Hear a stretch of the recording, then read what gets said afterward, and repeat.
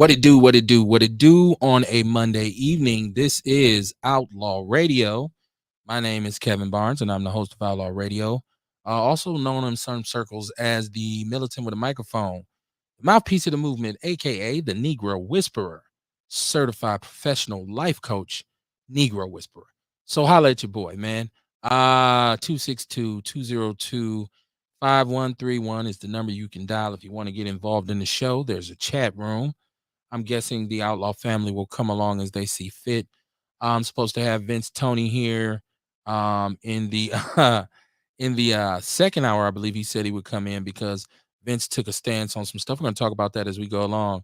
Shout out to Dion in the chat room. He said, rest in peace to white boy Bill. I don't know who that is. Who's white boy Bill? And he said he's glad my shirt is unbuttoned. Don't make me get teed up. I will tee up on y'all. I'm trying to tell you, man. Listen, don't don't play no games with your boy, man. Never dare me to have a good time, right? It's a thing, man. We get teed up, man. But nah, I'm just kidding. Dion says your show been cracking. I know, absolutely. Shout out to everybody out there who's been rocking with Outlaw Radio. As a matter of fact, share the show, share the show, share the show, right? The show has been popping. We received a lot of support. There's been some controversial moments. And this is honestly why we do, what we do with Outlaw Radio. My only interest, my only thing is I want to create a platform in which black men could really get it out, get it off their chest. They say it with your chest. So I just said, you know what if we had a platform where everything was everything? You were entitled to your opinion. You get your chance to speak. You'd be able to express your perspective. And that's what I try to create on Outlaw Radio. So shout out to y'all because y'all make this shit pop. And not just, it's not just about stirring the pot and making, having to be controversial. Really what it's about is that black people always, regardless of the situation, we always got some shit to say. And, I say all the time, a lot of people talk about us, but they don't talk to us. And this is a platform in which we talk to you. We talk to the people. Shout out to my cousin, Carl Pfeiffer. He said on the real, shout out to you, cuzzo. Hey, man, bear meat is in the city, man. Bear meat is in the city, Carl. Hit his line, bang his line. I just seen him. He just left the spot. Shout out to he said your shirt. My shit been the new Jerry Springer. You know what? Listen, and that's not on purpose, Dion, because I don't consider myself like in nowhere near like a tabloid or something like that. But I do think sometimes the realest shit is the most controversial shit, and people, it gets hot, man. With black people, we have this nature about us where we go in sometimes on each other, and so it doesn't. I was never intentionally doing that. I didn't want it to be that, but if it's going to capture people's attention and make them think, then I'm all for it, right? I'm not even, and like I said, we try to conduct ourselves accordingly. It get a little loose sometimes. It gets a little wild, but that's how. I don't know where you can get a group of black people together at and have them start talking about the issues in the community, in the world, in life. It's gonna go down. That room, the noise in that room is going up. We get to talking with our hands and shit, laughing, and before you know it, somebody turn some music on. It's gonna be some macaroni and cheese and ribs in there as soon as possible. So this is what we do. It's the spirit of our people. But as long as we can do this in a space where it's cool and nobody's leaving talking about banging out or nothing like that shit. So that's what it's about. Shout out to Dre Day. Dre Day, how you doing, my brother? What's popping with you? He said Outlaws. How you doing, man? He said, Alexandria Brewer, how you doing? How you doing? How you doing? Welcome to the show. Y'all share the show, share the show, share the show. Shout out to Kamar. He will have his soft opening on August 5th. I'll be there. Dion will be there. Everybody plans on being there. Rail, shout out to Rail. Rail's not gonna be with us tonight. And the Juice Lady, we all intend on being there, man. Just to support Kamar and his endeavor with nature's nature herbs and supplements. It's real, right? It's real. And I'm so happy for the brother, man. So happy for him. He deserves it because I know he's worked his ass off to do it. There we go. There we go. Ewalk in the building. He said we doing Mellow Monday tonight. I don't know, man. Outlaw Radio, like I said, like y'all talking about the nature of it lately. It's never intended on being that. I try to start off in the most civil fashion as possible. But the one thing I guarantee you is it's gonna go how it goes. And that's why I always encourage everybody to get in the conversation, whether you're on the phone, whether you're in the chat room. If you got something to put in, hey, put it out there. This is what we do. Mr. Carter was popping with you tonight, my brother. How you doing? Peace, man. Everything is popping, man. You know what I'm talking about? It's almost August 5th. You know what I'm saying? Man, listen, if you ain't had this motherfucking vitality or these smoothies or any of my products, I'm telling you, you need to come down here August 5th and see some of this here, man. Come check it out. Yep, August 5th at the Sherman Phoenix. What At time the we Sherman popping? Phoenix. 11 to 11. I'll be there from 11 to 7. Okay, okay. Do we got festivities or scheduled or something? Well, Because I this year's the soft opening. This year's the soft opening. You know what I mean? So I'm probably gonna have a DJ there. You know what I mean? Playing some music, some good old music for us. And I just want to know when to make my grand entrance. You know what I'm saying? I got to get my theme music together, get my band.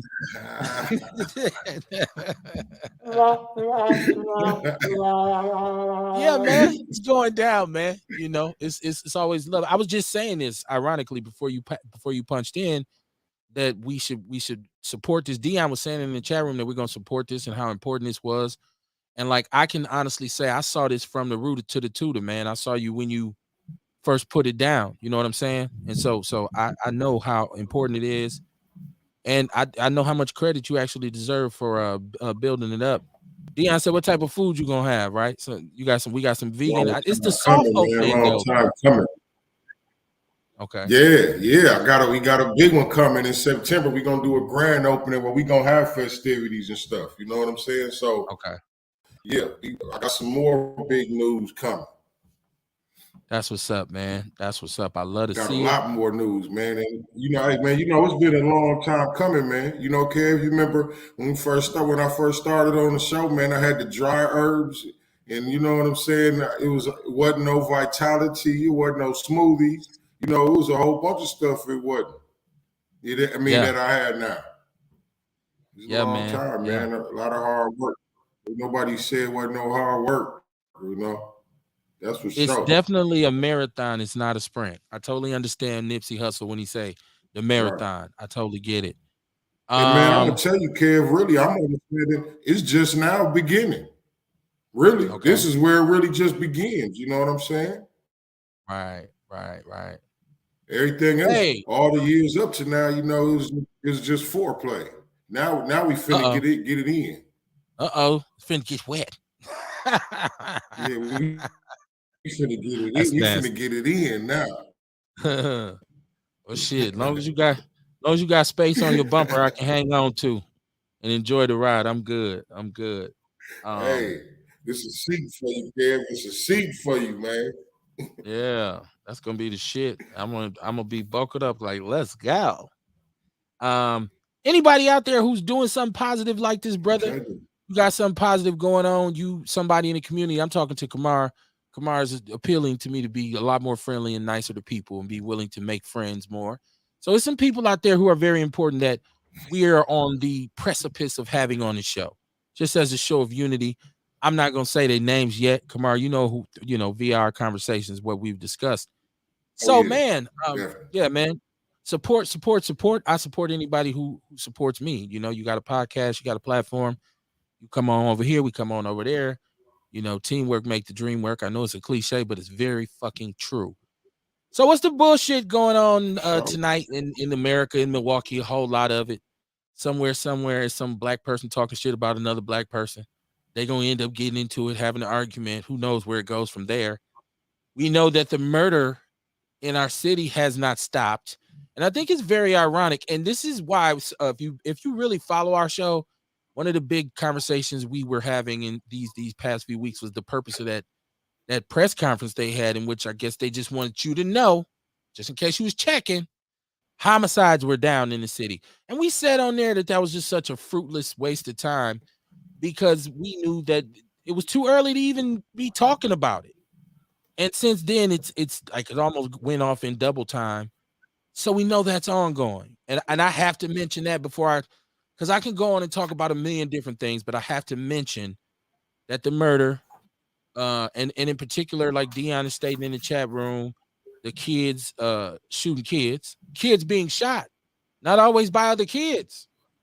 We are going at a record pace in terms of how many young people. I know at one point there had been 113 juveniles shot and two or three had pairs, and I think those numbers are up right now. I'm not keeping up with it foot for foot, stride for stride, but y'all know what it is. And I say all this to say, when those of us who still are going to participate in the process, when I say the process, I mean actually voting, right? Because some of us, let's be honest, some of us choose not to participate in the process. They'd be like, fuck it. I'm not voting. I don't give a shit. I'm just going to do what I do. There are a lot of us who say, no, I'm going to vote. I'm going to make sure my voice is represented. If you're going to tax me and all that kind of shit and put, increases and extras and I'm a vote because I want mine to go in the right direction. Hey, does it go? I don't know. We know there's corruption in everything. And so I just want the people in charge to know you are on the clock. We taking notes, man. We taking notes. We seeing what's going on. And this is why it's important to have platforms like this. Like when people say, man, you never know what's going to happen on there. It's important to have platforms like this where people's names do get called sometimes. Right, Kamar? Sometimes people's what they're doing, it gets mentioned. Right. And Well, but that's I think that's a part of evolution too, man. You know what I mean? Because we grow on stuff. We learn and we grow. You know what I mean? Everything ain't always about talking down on nobody, you know what I'm saying, or talking bad on nobody person. But you right. know what I mean? It's about learning moments. Moments for us to learn on what to do next, how to do it. You know what I'm saying? How we should go about things. How do certain things look when we do certain stuff? You know what I'm saying? We got to be conscious of that. And then be mindful enough to know that, you know what I mean, no matter whether you're doing good or bad, people going to talk about you. Always. You Always. know what I'm saying? Just Unavoidable. be glad that they talking about you because your name ringing. I You can't know? listen. I can't really righteously be salty or mad at somebody who says they don't like our show. Right. Like I said, Right. man, this That's shit their suck. problem. That's Right. their problem. They got to Can I get figure out how mad? not to scroll. They got to figure out how not to scroll through Facebook and see none of our followers sharing it because we all got the same friends and shit. You know what I mean? That's their Yeah. problem. Yeah. I'm cool. I'm cool. I like it doesn't bother me, and people could say whatever they want, especially people who are not necessarily in the know. Like I really can't get mad at you if you really don't even know me, or like I can't. I just gotta just say, all right, well, cool. I'm gonna say, man, this shit is bullshit. All right. Right. I think Liz Brown, when she was on the show, she used to always say, Kev, everything ain't for everybody. Right. Yeah. Yeah. She'll reel it back in like that, right? Everything ain't for everybody. And so, it's cool. Ewok is in the chat room. He said that Vince give me my hush money cut. You know what? Vince is supposed to be on. He told me he wouldn't be here in the beginning, but Vince had gone out and made these posts on Facebook in which he said, first of all, the fire started last week during the show, bits and pieces last Wednesday night, which if you know, people know that shit was Hey, off the chain. can I say something right quick about What's that? that? I'm gonna tell you, man. Whenever a man can go back in his tracks and come back and apologize for something, you know what I mean? That's a big deal, man. You know what I mean? That shows strength in itself. You know what I'm Right. saying? Just to come back, whether he's wrong or right, you know what I mean? Just to be able to come back and say, you know what? I was banging on this man. I apologize. Like it's a lot in that. You know what I mean? A lot come with that. With just being able to apologize. Okay, thank you. Because there is a such thing as like, okay, you do have the right to change your mind, Right. right? Like you could feel some way about a certain thing for a very long time. And you could have a change of heart. You could change your mind, you could reconsider your perspective on something. There's absolutely positively nothing wrong with that. And so the controversy was he said that he was going to actually apologize to the owner of the hotspot, which set people on fire. People who rock with Outlaw Radio, people who are familiar with the conversation about the hotspot in the first district on Atkinson that's supposedly like the lightning rod for dysfunction and chaos in the community, right? And so, and Vince has been adamant. He's a homeowner. He's a neighborhood activist. He's run for office, whatever. He's tried to keep his voice relevant. And so people were upset. But I spoke with Vince, and Vince kind of explained his perspective to me, and I think it'll be unique to hear him when he calls. I mean, when he checks in with us, because I sure he has a link, and I told him come on in. But like I said, he had posted on Facebook that he people who were upset he would be on here tonight, Hidden Hard Radio tomorrow, and Michelle Bryant on Wednesday on WNOV. That was what his Facebook post was saying all day. So we'll see. We'll talk about the hush money, Ewok, if there is any, because I sure didn't get a cut. God damn, can I get mine? Come on, man. Come on, All right. man. I need my cheese, right? I I need want my in. bread. I want in. Right. Yeah, man. Yeah, man. I listen. I'm my position in it with on the community right now is crazy. Like the way I really feel right now about the community. It's crazy. I've had to change my perspective on a lot of things, and so here's one of them. I like to know why black people.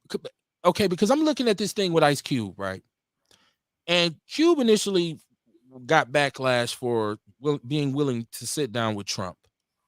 Now he was interviewed by this Tucker Carlson, who was, I guess, a really right wing, run of the mill, Scott Epstein type of white dude. And the backlash from DL Hewley, and I don't know why of all people, Vivica Fox. Like, what? Vivica still out here? Right. The last we heard from her, she was talking about eating 50 booty. I don't like, okay, I digress. I shouldn't have said that. My bad. Hey. Shit happens, right? No, it's fucked up. But no, so they're criticizing Ice Cube because and I haven't watched the video in its entirety. He's riding through South Central showing Tucker Carlson, and people saying, well, what did you get out of it? And what was the purpose of that? And what was the point? And that was, so he's being accused of being a sellout. I've heard black women be critical of Ice Cube because they were saying that his contract for America didn't include black women. And I'm like, okay, it's two problems right here. Number one is that, goddamn, why we always biting, nipping at each other's heels. And number two, why are black people scared to even have a conversation with a conservative white person? Right. And people say I ain't scared, but I mean, no, have a conversation with him. Not go, I'm gonna check this motherfucker. Yeah, you racist motherfucker. I beat your ass. I'm talking about how do you figure you gonna get anything solved? How you figure you gonna get anything worked out without a conversation? We just gonna take the shit, put a gun to a motherfucker head, and say, hey, this how it's gonna be. And it's gonna be shit. Nah, it ain't gonna happen like that, man. You gotta have some conversations. You're gonna have to have some sit downs with the opposition. You know what I mean? It's happened all through history. Absolutely. And so I wanted to talk about it tonight, and I wanted people to let me know how they felt. Tyson Gossi says soft opening August 5th, all natural sea moss smoothies and teas at the Sherman Phoenix. Big up that. 1, 2, 3, 4, 5th. She said 11 to 7. But so yeah, I mean, anytime, like, even the whole thing with Trump was, now I'm once again here's me I had to adjust my own perspective because I seen early when Steve Harvey and the rest of the Peanut Squad jumped out there and was talking to Trump. I was critical of them. But it was because for me, I felt like that they didn't go in with an ask. And that they didn't go in with a real live, like, look, man, we know you ain't shit or whatever. Like, I didn't feel like they were representing our perspective. I felt like they was looking for a little something. Right. I kind of trust Cube to go in there and talk to Trump. Hey, man, listen. His whole career has been opposing white supremacy. Okay. His whole life. Kev, tell me about it. You know what I mean? Fuck the police. He wrote that shit. Right. You know what I'm saying? With NWA, they was talking about police brutality and all that. You know what I mean? Ice Cube been with the shits his whole life. Right. And like, okay, even his music, because people could say, well, he's a gangster rapper, yada, yada, yada. But I don't think I don't think there's any rapper, maybe besides somebody like a Public Enemy or an X-Clan, who have put more pro-black messages into their music than Cube. Because Cube's music always carried a level of militant, like a militant aspect to it. If you listen at America's Most Wanted, if you listen at Death Certificate, if you know, Lethal Injection, all of them. I told you the song when they were trying to talk about Biggie was better than Cube, and I'm like, dude, the song Cube made, Us, outdoes anything Biggie got in his catalog. The message in the song Us Right. Go and listen to it. If you don't leave that saying that's one of the fucking realest rap songs I've ever heard in my life. So once again, I seen somebody saying they wanted to cancel Cube, and I can't remember Hey, who. I live in the hey, Kev. impoverished, y'all. Hey, I'm Kev. always on YouTube. He done spent some time with Public Enemy and all them. You know what I'm Right. saying? Come on, man. Like, and so somebody was. It was a celebrity saying, "What they talking about? You can't cancel Ice Cube, idiot. You can't cancel Cube, right? Like, Mm-mm. so but it goes back to, like I said, I'm willing to sit down with any conservative right wing white person, or even like ENC Jordan. Shout out to ENC Jordan, who is my brother, who you see him all the time on Facebook. He big ups Outlaw Radio. He big ups me. Ian's a Republican. He's on the right side, right? We can have a conversation until you start disrespecting or drinking the Kool-Aid. Because once you start doing that, I'm just gonna remove myself from the conversation. But he and I, like, we've spoken about politics on a real, like, deep level. We didn't agree on everything, but a lot of it we did. I just think we get scared. We're scared if we see one black person talking to, oh, what you talking to him for? And we got to stop doing that shit to each other, man. Like, because like you said, Kamar, it's gonna take a conversation. It's gonna take a conversation. Who controls everything? The conservatives. All these laws we see now. Why these laws where they repealing this and repealing that, and these old white conservatives. That's who's running the country. So why not getting their shit and be like, yeah, we can sit down and talk, and let me tell you how it really is. Y'all let me know how y'all feel. I do have my guest here tonight. Mr. Vince Tony is in the building. Give it up for Vince. Nice to have an audience. So now, Vince, you was the people's champ. The people in the chat room say now you the people's champ. Now, what's going on, man? What happened? Ain't nothing going on, man. It's just trying to figure out a way to make the community better, and looking at things holistically and not just picking and choosing. So reevaluating the situation, and I guess there was an overreaction to me apologizing for something to the guy that owns the store. And the only thing that I apologized for was there was a misunderstanding between us that he thought I was going after trying to close his business down. That's not my motive. From 2015 to now, it's always been the liquor license. There's nothing else. He doesn't have to close his store, but he insists on saying that if he can't sell liquor, he has to close his store. That's not my motive. It's like get rid of the liquor license and that's it. There's nothing else to it. I mean, it's making a big deal out of nothing. It's in terms of us trying to figure out a way. And then I had another meeting last week and invited. He was there. Mama Freeman was there. We invited Alderman Pratt. She showed up. Also invited Office of Violence Prevention and 414 Life. They didn't have any representation. We had the 5th District representation. I had to call them and talk to our community liaison officer several times over a week. And then the day before and the day of, I had to go down to the police station and say, hey, can we have some representation here? So this is in terms of getting the community together to figure out solutions to the problem that we're having over there, which was identified. And I think I posted the hearing last week, and for people to be able to look at the hearing and look at some of the things that were said during the hearing that make sense about the whole case. And he can, make a point about, the police department. The reason that we had the second hearing is because the alderpersons, the committee canceled the meeting because they did not have police representation. Police representation was at the last hearing, and what they said was somewhat pivotal to them, I guess, their decision to only suspend his license for 15 days. And I said that to say this. They said that the man, there was 3 officers there, and they testified that when they come to the store, he cooperates. He's done everything that they've asked him to do. He's had video set up for them to see. So he's done his due diligence. And, and even during that hearing, Mother Freeman said that there was one time, no, I shouldn't say one time, I don't know how many times it may have happened, but on one occasion, she literally, and she said this at the hearing, she literally had to go and take a gun out of a man's hand or person's hand that was going over there to shoot him.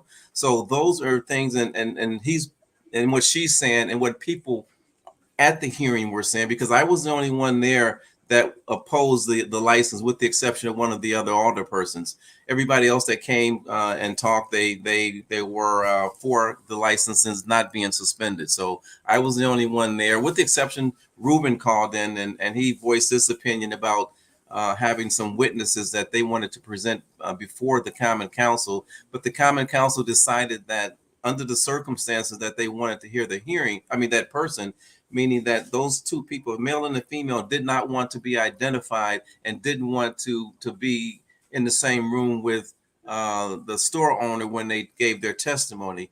The attorney that was there for the committee said that it would be something that would be unprecedented, so they decided not to do that, which I thought, if it was a situation and things that were going on that Ruben had described, I think it was pivotal enough to be something that could eliminate the license, but they didn't want to go down that road.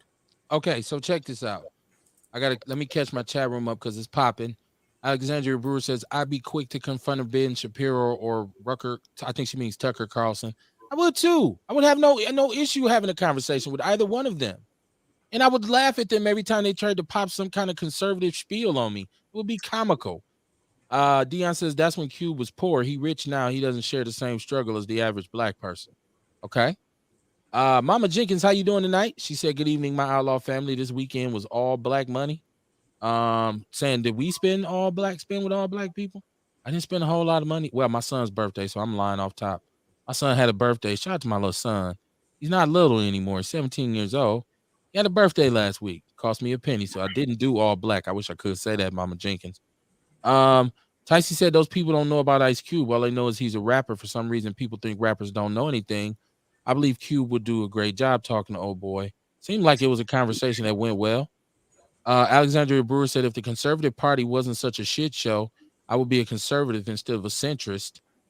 Listen, I once again, I'm conservative about some shit, and I'm, progressive about some shit. It's I don't see how you could I wouldn't let a symbol confide me to one perspective. That's why we always say we're the party poopers on Outlaw Radio, because we don't support either political party. Because they both are fucked off, basically. Dion says, bro, against the hotspot. Hey, my bad. I just wanted to go. I thought you was done. Go ahead, Kev. I'll catch up when you get done. This is Dion talking to Vince. He said he was against the hotspot wholeheartedly. Now he recants his narrative. Hold on, Vince, before you respond to that. Sean Moore, he said they told fucking lies. Sean is on the line. We're gonna get Sean on deck. He's on the jack. Tiasha, how you doing? How you doing? She said, what's up? Mama Jenkins said she was a damn fool to go take a loaded gun. She's lucky. Shout out to my brother Deacon Mikey Davis. How you doing, my brother? What's up, man? Neighborhood for life, baby. For life. Ace, what's going on, man? It's been a while. Okay. What's up, Ace? You already know Anthony. One of the outlaws, one of the outlaw family. Got the chat room caught up. Now let's get back to what we was doing. I want to say this before we go into Vince. Vince has said every time he's been on the show, his interest was in taking the liquor license, never to shut the store down. That's been his perspective. So you can say he was against it. All I've ever heard him say is he wanted to take the license. Okay, Kamar, go ahead. I don't want you to lose your thought. No, I just wanted to let Vince know, man. It's real stand up. When you see a brother that stand on something and then come back and be able to apologize, and you know what I'm saying. I just think that's dope, man. That's a dope look, Vince. Before anybody else come on and say whatever they got to say, I just want to focus on that part. Well, let me tell you what I told him. I told him, hey, that it's obvious that I'm not going to be going down to the Common Council to fight against this dude liquor license, because there's just too much. There's too much for him. I mean, we got all the people that are for him. We got people in the community. We got pastors. We got everybody that's for this dude. I can't go down there and continue to fight this dude on that level. But what I told him is that I hope one day that the next time that he and I sit down together, that he can apologize for me and to admit that the alcohol was a problem in our community. That's the only way that I'm going to sit down with this man again, if he can apologize to the community that alcohol is a problem in our community. And what I asked him to do last week at the meeting, I said, hey, somehow or another, we have to do a litmus test. Let's take away for 6 months. Let's not sell alcohol. Let's not do the blunt papers, all that stuff, and just see what happens. He doesn't want to do that. But I also did a little research last week, and I wanted to take him on a field trip. So he's Palestinian, and I went to a Palestinian restaurant on the south side. Atari is what it's called. And the Palestinian brothers there, and I wanted to take him on the field trip on there. I did take Mama Freeman today. She and I went to the store today, and they don't sell alcohol in that store. He said it's against our customs to sell alcohol. It's against our religion to sell alcohol in the store to our people, and they don't sell it in that store. They don't sell blunt papers. They don't sell anything. So this dude is Palestinian, but yet they said to me, yeah, we get people, capitalism. We got people from our country coming here, and they take advantage of capitalism. Some of them get caught up, and they get caught up in the money. He says that they go out and they start selling liquor, to get that Mercedes, and then they get that $500,000 house, and they can't back out of it. He said it's greed, and he said for the love of money is the root of all evil, and his people are evil too. So they're in agreement. Sean, are you still with us? Okay, he hung up because his comment is long. So if he was here, I was going to say, I guess I'll read it. He said you went for that bullshit. You focus on the liquor license and not the issues and problems the license perpetuates. I spoke with people who live around the corner from you and didn't know shit about what you did. That shit you pulled was treacherous. Once again, though, if I say I want the liquor license removed, don't that encompass all that? That I understand the problems that it brings, or Sean, you can talk for yourself. You're a grown man. I've held a meeting. I made flyers. I went around the neighborhood and passed out flyers. I had a meeting in the community. I had a meeting last week. So I don't know how much more you can do to try to galvanize people. And I've been the Block Watch lead since 2015. Here's my concern is that I would never went down to the Common Council. The elders in my Block Watch say, Vince, this is what we want to do. We want to go down to the Common Council and attest the licenses being. This was 2015. And that's when Ashante Hamilton and the store owner came to our Block Watch meeting for the first time and asked us for a favor not to do that. The elders voted against my wishes, but the majority ruled. They voted to, hey, give the dude a chance. 2016, nothing happened. They didn't change. And nor did their license come up for renewal. And what we were told by the alderman's office is that, hey, if you call the non-emergency number and you said the hotspot and you didn't give the address, it wasn't recorded as a nuisance. So in 2016, they got over on us. In 2017, we changed up and we said, hey, when we call the police non-emergency number about it being a nuisance property, we're going to give the address because we're not going to let them pull the okey-doke on us again. So I don't know what else. Let me see. Sean, is your line up? Yeah, I'm here. I'm here. Okay, I'm here. What's up? What's happening? What's going on? Man, listen, I'm gonna say this. I'm gonna leave it like it is, right? That's some bullshit. What you did was bullshit, bro. You conformed just like everybody else did. Okay, they didn't give you no money. Whatever the fuck they gave you, it wasn't worth what the fuck you just did to that community, bro. When you sat there and heard every last one of them lie. Everybody that's seen that fucking video saw them people fucking lie, saw them fucking police lie, and then you turned around and you apologize to these people for what? For decimating our community? Bro, you just like them. You a fucking enemy too. You ain't gotta fight. You ain't gotta fight.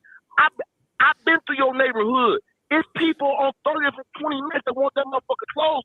They didn't even know that you was doing none of this shit, bitch. You didn't reach out to all of your neighbors because they would have showed the fuck up. Bro, you fucking foul. Every last one of y'all foul. And this shit is not over. Don't think it's over. Don't nobody need you to go back down there. Keep on being 10 toes down and all the other bullshit that you done picked up on that you don't even know what the fuck you saying. Because 10 toes down is a term that a whore uses. That's the term that a fucking whore uses. And you try to do 10 toes down for the fucking community, and then you gave the fuck up. Man, fuck every last one of you motherfuckers that stood up there and conformed and gave up on this fucking community. That's what the fuck I got to say, KB, and I'm fucking gone. Lousy motherfuckers. Okay. The one question is that we had a hearing a few weeks ago, and Sean Moore has been on your show. He's been on Michelle Bryan's show. He's been on Hidden Hard Radio show, but he didn't show up at the hearing. Okay. I mean, he had the most information that could have gotten rid of their license if he would have shown up. So that's all I can say. I mean, so last week, the meeting that I had is to solve problems, and I invited the people that I thought that I know can solve problems. And at the end of the day, what we ended up doing is asking him to shut down his license for Let me say something right quick, Hold on, KB. Sean. Wait, Sean. You can't interrupt the man. You just went on a tangent and hung up. Now you trying to call back and let the man talk, man. Let the man talk. So what I did last week and what is talk to the community, the people that showed up, and the people that showed up are the people that are concerned and they want the store to continue to have his liquor license, period. So what can we do about that?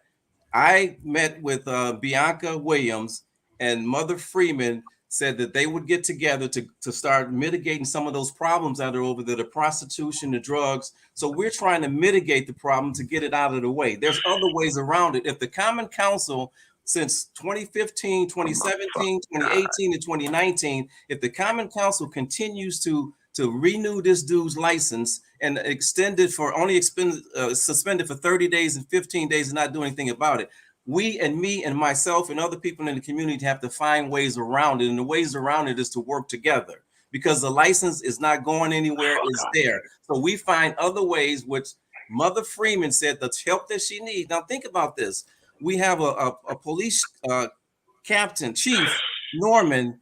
Norman told me that he asked me, well, we had a conversation about the store in that area. He asked me, well, what do you want me to do about it? I arrest them to keep going back. Now, if that's the case, then it becomes a Chisholm issue. But now we're dealing with the community, and the law enforcement is telling us that, are asking me, what can we do? What should I do? You're the police. I spent 9 months on the island in the middle of the Indian Ocean protecting this country, and we got a police chief that can't protect one city block. Not only that, we got $5.6 million going to Office of Violence Prevention, $11 million going to them. Where's the money? We weren't the targeted neighborhood for those programs. They left Garden Homes and went over to the Sherman Park area. So ask them the questions. This could be mitigated if these individuals, the police department, Office of Violence Prevention, 411 for Life, if these people would get together and bring the right crowd in there, which Bianca is doing. She's going to be working with Mother Freeman to address some of the issues to deal with alcoholism, drug addiction, and try to get people jobs. That's all that we can do, because we can't do anything with the license. And okay, let me catch my chat room. Dion said, man, let that shit go. Exactly. Vince said, that's the problem. Every other culture comes to our community to push things on our people to get rich because we're vulnerable to it. Ewok said, that's like saying sell powder instead of crack when the people want crack, saying don't sell alcohol. Mama Jenkins said, so since you're not going to fight, did you come up with a solution? Since he said he's not going to stop selling liquor, warp blunts, and loose cigarettes. I think that's what you were saying when you said that you all were attempting to mitigate through treatment for people. Alexandria Brewer says they're Palestinians. They should be the last ones fucking with the black community, considering they're dodging missiles at home. She said, it sounds like bullshit to me. You seem a little too calm about this for me. That's beautiful. She said, how much are they paying you? And Deacon Mikey Davis said, he damn right, Kev. He said what Ace said. But check this out. This is what and Vince, I'll give you a chance to shine. You've called back, so I'm gonna let you talk. I'm here. I said this. I said this before this vote. We all said it on the show. If this is what they voted and the community supported him getting his license, then so be it, because the community has spoken. We had Mama Freeman come on the show, and she also represented a change of heart with her with her stance against him. And I didn't hear nobody shoot the bullets at her like they shoot them at Vince. I'm not hearing nobody as mad at the Common Council members who voted for them to keep their license. He didn't make the decision for them to keep their license. So I don't understand why you've done a disservice to our community when the vote is already done. I don't see this as something Vince did to the community. Can I share something, man? Hold on. Can I speak? Well, Sean, why didn't you come to the Common Council? He did. Because first and foremost, partner, you had the link. Why didn't you share the link with everybody? Right? Not at the Common Council. I ain't have nothing at the Common Council. But hold on, let me finish. I didn't have a link, but you had the link. He was there. Was you there? I was there. You was there. You didn't have a link, right? I was there in person. I didn't need a link. But he had the link though. Let me finish. I spoke to the lady today who sent out the link. I was at the Common Council meeting today trying to get them to change their mind, right? And she told me it was 2 people who had the link. He was one of them. He didn't share it with not only me, but he didn't share it with nobody in his neighborhood because they didn't know. Let me say something, Kevin. So all that, well, John, why didn't you come?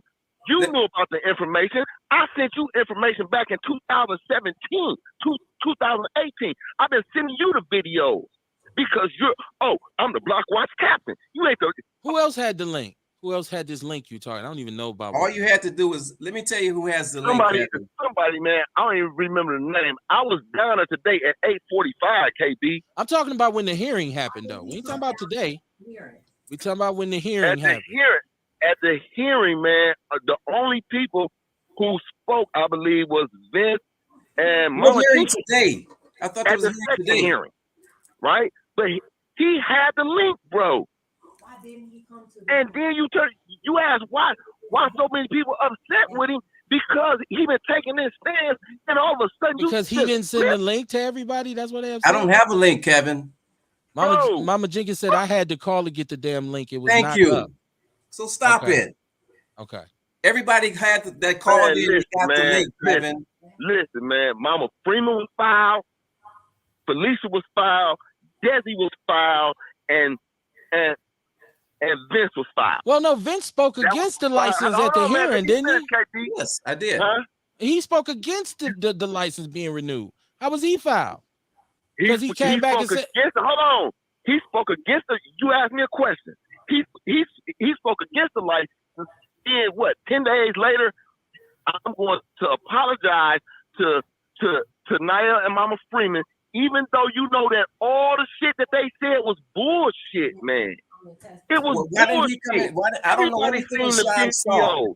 Everybody see what's going on over there. Why didn't he come testify? And you gonna let these people change your mind like that? Like you don't know what's going on? My mind is not changed. You didn't want the victory. You just wanted people to talk about what you was doing. Why didn't he come testify? It wasn't about no people. It was about you, Vince. Why didn't you come testify?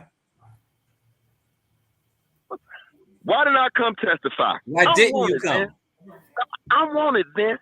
I'm gonna walk in the same room with the police who tried to lock me up for 80 years for some bullshit.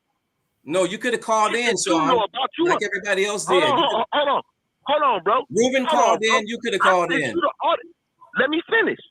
I sent you the audio tape back in 2017 of the motherfucker saying that they was trying to set me up and send me to jail forever. You didn't do nothing about it. Nothing. Hold on. Then you gonna ask me why not come down there? Mama, I don't have that information. You was down there. Listen, this is a very important point. Mama Jenkins says she called 20 minutes before the meeting started and asked why wasn't the people informed to call in. But I don't believe that's Vince's fault. I'm sorry. Let me tell you. I don't believe that's his fault. Bro, hold on. Let me share with you why he has fault in this, right?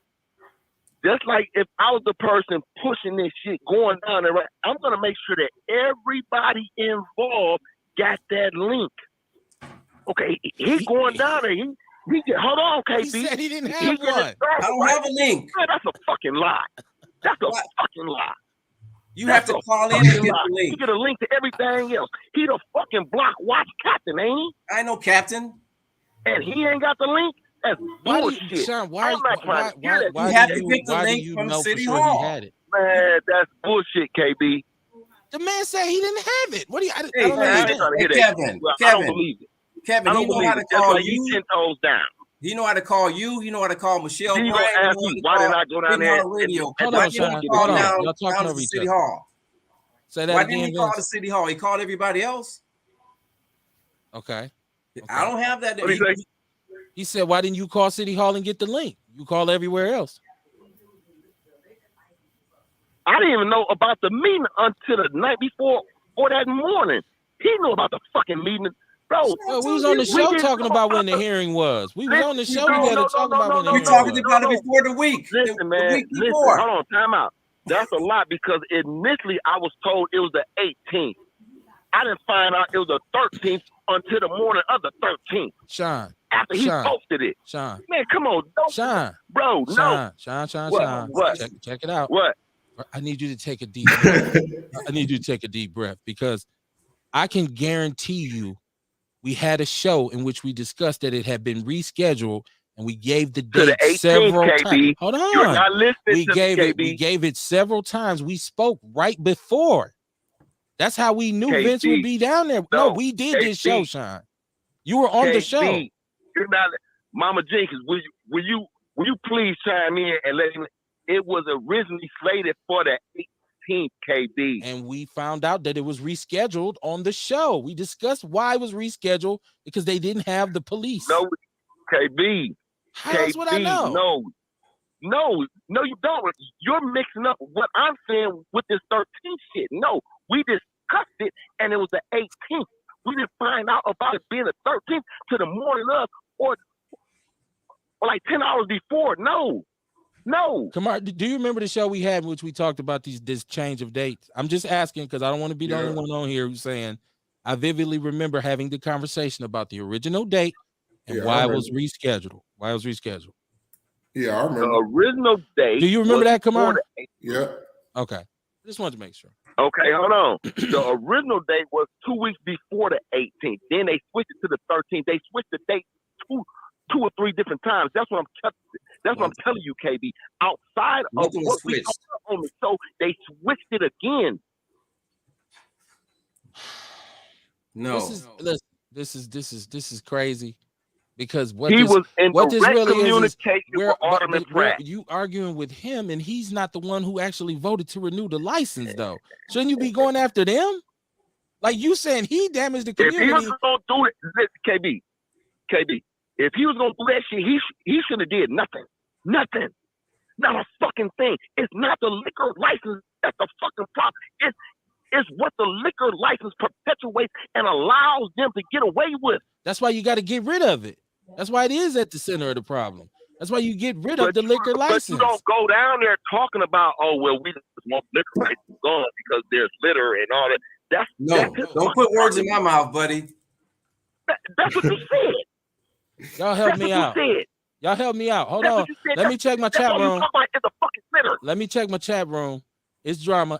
See, I told you it's never intended to start like Jerry Springer, but it ends up like this. I gotta go back in this hospital. Okay. Talk to these doctors. I'll be back out. Shit. Okay. Dion says that's why I don't vote because politicians always say one thing and do another. Alexandria Brewer's saying the same thing I'm thinking, laughing my ass off. Shaquila, Butterfly Effect. How you doing, Shaquila? I saw you, Journal Send. I'll send you getting your shine on. Shout out to you and Butterfly Effect. We got to get her on to represent that sometimes. Mama Jenkins said, no, it's not. His usually the link is posted along with the meeting posted. Okay, she said, no, it's not. I think she's saying no, it's not Vince's fault that the link wasn't posted. Sair, what it do, my brother? How you doing? He said, greetings, outlaws. What did I miss? Man's going down as usual, right? Kevin, let me say this, Kevin. I want to catch the chat room up because I don't want to get too behind because then I'll be talking about shit they said 10 minutes ago. Ticey Gossi said, I remember it was on the 10th. Y'all talked about the day changed. We talked about the day changed, right? I thought we did. Thank you, Tyson. I thought we talked about it and kept saying why it was changed and this and that and the third. Sayer says, is there a video of the hearing? I Vince posted says it it is. last week. Okay, Vince has posted it. Okay. On your show, Kevin, I posted it.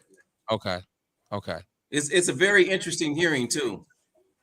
Okay. Okay. Okay. So the last thing is Alexandria said you should have taken a Palestinian to a soul food restaurant instead of a Palestinian restaurant. Let him eat some of our world famous pig They feet. ain't gonna eat that shit. I don't eat pig feet. No, I'm saying the Palestinians, they ain't gonna eat soul food. You don't ever see no Palestinian in a soul food restaurant. Right. They'd be like, buddy, I'm good. Because our food is bullshit. They know it. Yep. Okay. And the store that I went to, Kev, you know what was unique about it is that somebody came in there and got some food and shit, and they went up to the counter and said, "Hey, I owe you $50," and they said, "Oh, hey, we got you an IOU." The old school shit that we used to do, they're still doing it, taking care of people in the community. They ain't got the money. Here's the food. Go take care of your business, and when you get the money, bring it back. That's the kind of outfit that is. And so what I was trying to do is to get evidence. So not only did I do that, Kevin, I was planning on a field trip, which I took Mama Freeman on today. I took her to that restaurant, and the guy told her the same thing that he told me. But I also took her to Sherman Park groceries because I want them to see that we can do, if we can do the right thing for our people, why can't this guy do it? They're not selling cigarettes or liquor in that store. So here's something that you can model your store behind. I'm trying to solve a problem because these people are poisoning black people, not Palestinians.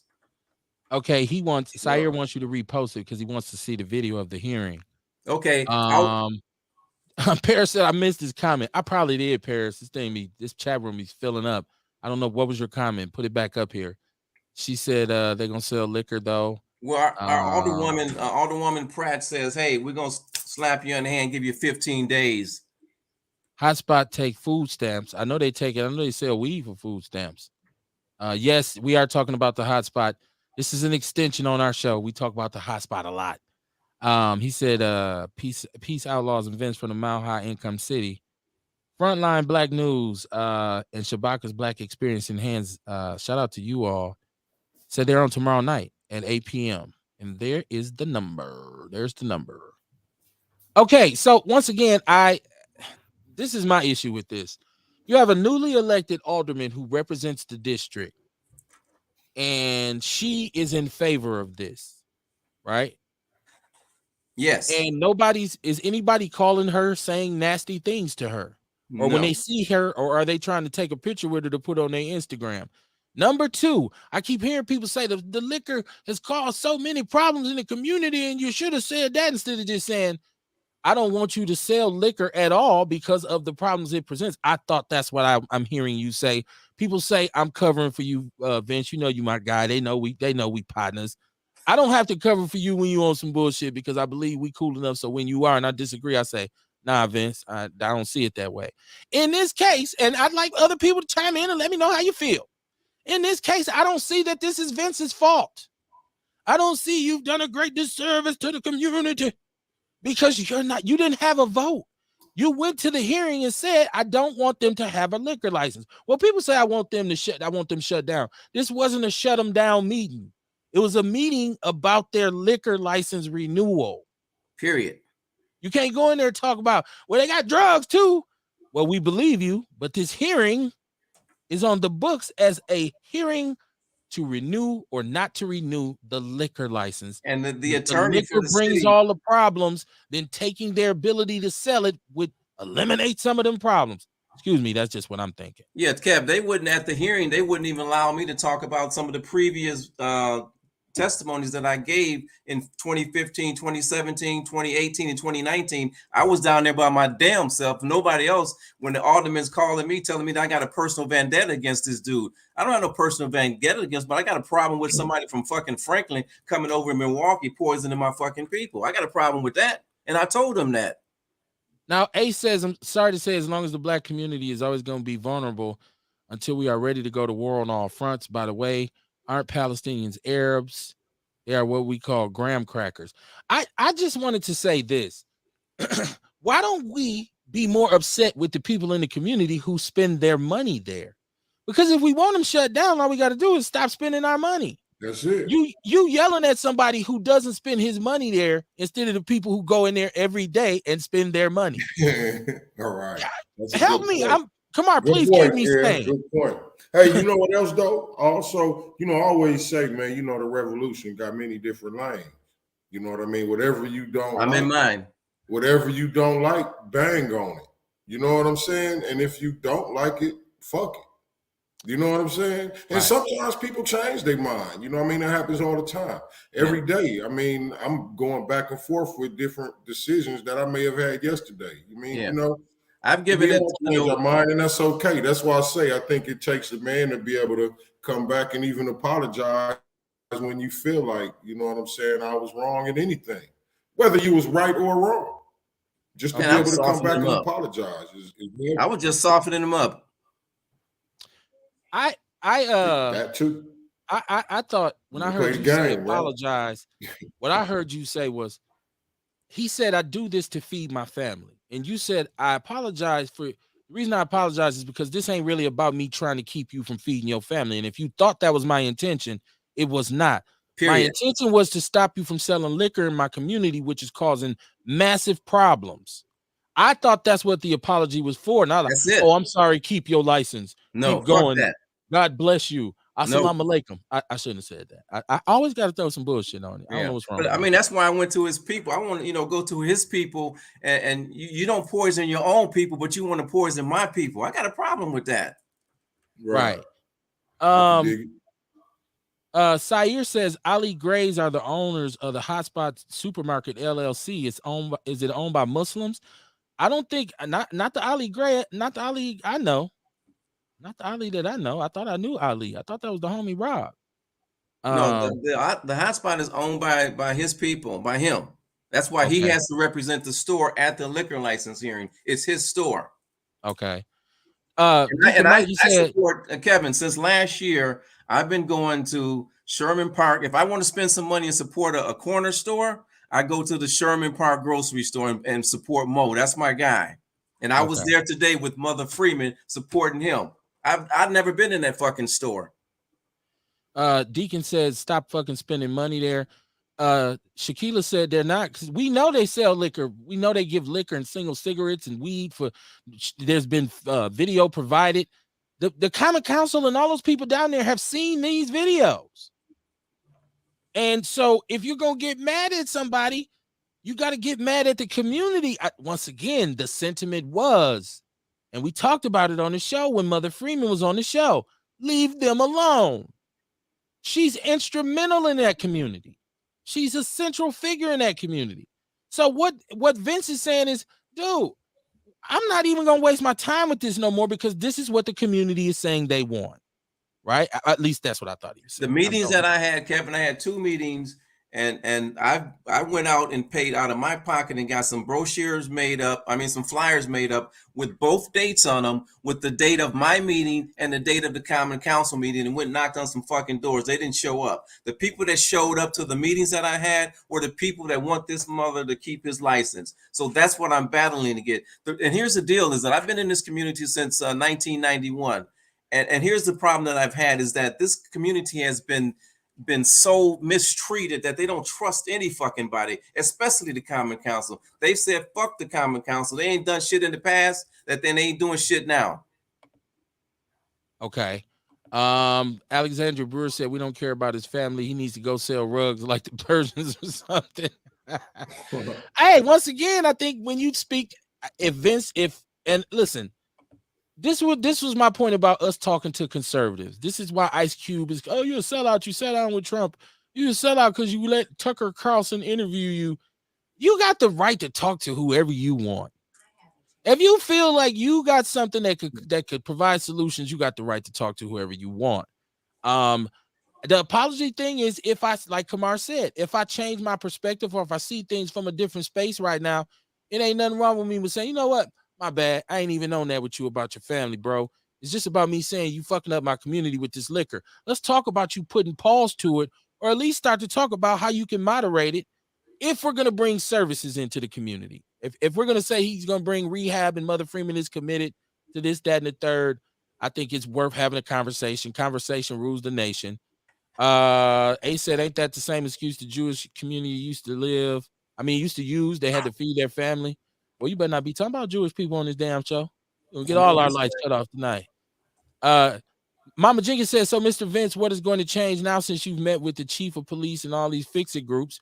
Why did Mother Freeman go if there's no problem there? Go there every day if there's no problem there. So will there be economic development coming to that arena? No, I've been, Kevin, can you hear me? Yep. So I've been in this community since, and that's not the only fight that I'm fighting. In 2021, before Barrett left Milwaukee, he had all his house niggas over there in the park talking about what they're gonna do to this fucking historical houses over there, and they haven't done shit in 30 years. So that's not the only fight over there. We're fighting against the mayor. We're fighting against what do you call them, pastors for peace and all these other people. We're fighting against our own fucking people to try to get things done for us, and they have our best interest is not at hand here. Period. They don't care. Okay. The niggas in office don't give a shit about us. They're not That's spending money over absolutely true. there. That's true. I mean, I saw Cavalier today. He hugged Mother Freeman. I mean, and Norman High. Man, I'm sorry, I'm not buying into that shit that everybody else is buying into. They full of shit, and they know they full of shit. Mama Shaquila said what Mother Freeman say is law. Mother Freeman said let him stay open. On this show, she said it. Yeah. On this show, she said that man feed people in the community. I done seen him help people who in need. Leave him alone. Those were her exact words. Well, here's a killer, Kevin. I got a killer for you. I got a killer. Last week at the meeting, Mama Freeman said that he accepted Christ. Oh, okay. Yeah.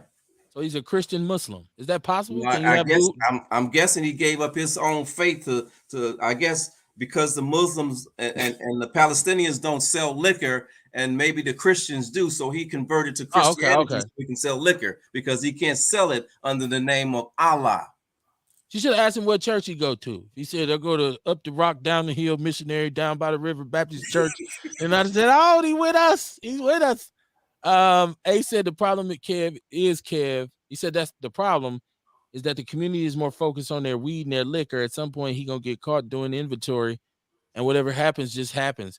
Well, like I said, there's been video footage. There's been stuff provided that proves that this is what's being done, but yet and still that community still doesn't want him to go anywhere. Sayer said he meant it's owned by Muslims. I guess his family is Muslim. Yeah. Big Mike Kimmon said, honestly, the hell with his family. Well, people can disagree. Okay. They disagree with why you apologize. Kevin, if he has to sell liquor to feed his family, he bought into the system that his Palestinian brother on the South Side said that they came to this country with nothing more so another. They came in our community and took advantage of the opportunity to sell liquor and went out and bought the Mercedes and the $500,000 house. Now you stuck on stupid now. When you don't have to be, because we got a black store in the community that don't sell liquor or cigarettes. We got a Palestinian on the South Side that don't sell liquor because it's against their religion. So, make this shit make sense to me. You're right, Alexandria. It's a shit show. It's a hot mess. I feel like we are always nipping at each other. One of the reasons this store is not shut down, it's not just on one person, it's on a whole community. It is, boss. That refuses to stop supporting the store, right? If this store is, and this goes with any corner store, and believe me, across the city of Milwaukee, there are hundreds of corner stores, liquor stores, gas stations, where it's shaking. That's where you go to get whatever you go to get. And we as a community very seldom come together to shut those stores down. I don't like to go back, but when we went and caught the Arabs who own Gauss on Capitol selling rotten meat to the community, these clips went viral in about 2017, where we went and filled up 3 carts of rotten meat and we exposed them. We put it on Facebook, we put it everywhere, and most of the feedback or the blowback that we got was from black people in the community who was saying, leave them alone. That's our hood store. Leave them alone until we made them apologize on 98.3 and host a cleanup from 8th all the way to Capitol and pay the kids $20 a piece. And we fed them. And they went on 98.3 and admitted that they made a mistake and that it was oversight in their produce department. And we didn't give not one apology. What happened was that Arab got the fuck up out of there. He sold the shit out that store. It was new owners 2 months later. He was like, I'm gone. But the people, it's still there. The people wouldn't stop shopping there. So Yep. I see you get, it's not just about the hotspot. To me, the hotspot is symbolic. Because you go with them, we named them 27th and Burleigh. You know, there's some gas stations that are notorious, some corner stores that's notorious in this city with people getting their shit cracked there. And they've been allowed to operate. Mama Jenkins said we all know the motherfucker is full of black dope dealer and has infected the community. He has. So then why is the community so steadfast in their support of him, Mama Jenkins? That's the question. What? That's who he had a bunch of people from the community who were backing him. It wasn't, and like I said, I didn't understand the dynamic because I thought Vince wasn't apologizing at the hearing. He was there speaking against why they shouldn't get their liquor license renewed. And they was coming, all the people were coming at me like I did something fucking wrong. I'm like, damn, the black ones were coming at me like I did something wrong. Dion said, man, leave the hotspot alone and get that gas station on Titonia and Hampton closed. See, there we go. Titonia, Hampton, Cornell, and Green Bay. How many people been killed at that gas station? Yep. Sean said his blood pressure is up. He'll call back. He said it's traitorous shit, bro. Damn, Vince. No, fuck that. I ain't trading shit in. Mike Kimmel said almost 20% of Palestinians are Christians. I did not know that. So maybe he's not, maybe he ain't jacking. Maybe he is a Christian. Big Mike said a lot of them are Christians. Go well. Who to thunk it? Alexandria said we're gonna get that one closed too. Okay. Said that shit happens with the agents in the hair stores. We know how that went. She said Shaquila said most definitely closed 27th and Burleigh. Sayer, I like this idea. He said, has anyone contacted Islamic Society in Milwaukee to possibly meet with all the parties and discuss issues and hopefully get the Islamic leadership involved? That's the best idea I've heard this whole night. That's a great idea. That is a dope idea, Sayer. That is dope. And we didn't, you don't really think about the hierarchical nature of their society in which there is leadership. So this would be a $1 million conversation to have to get those leaders to come and say, hey man, they ain't lying. Now, I don't want to talk about what's going to happen if you do all that and still no changes made. I don't want to incite nothing. Who's going to spearhead it? I mean, that's a conversation, and I'm glad you and Sayer are already connected. And so whatever can be done in that neighborhood in terms of organizing, I think you all should connect on that. That's a great idea. Said he bring the supply for the demand. I believe that. I feel like this shit is modern day New Jack City. Well, this is the way things have always gone in our community. And once again, I think people laugh at us because they say, well, why should we care? Because they can't even get along with each other.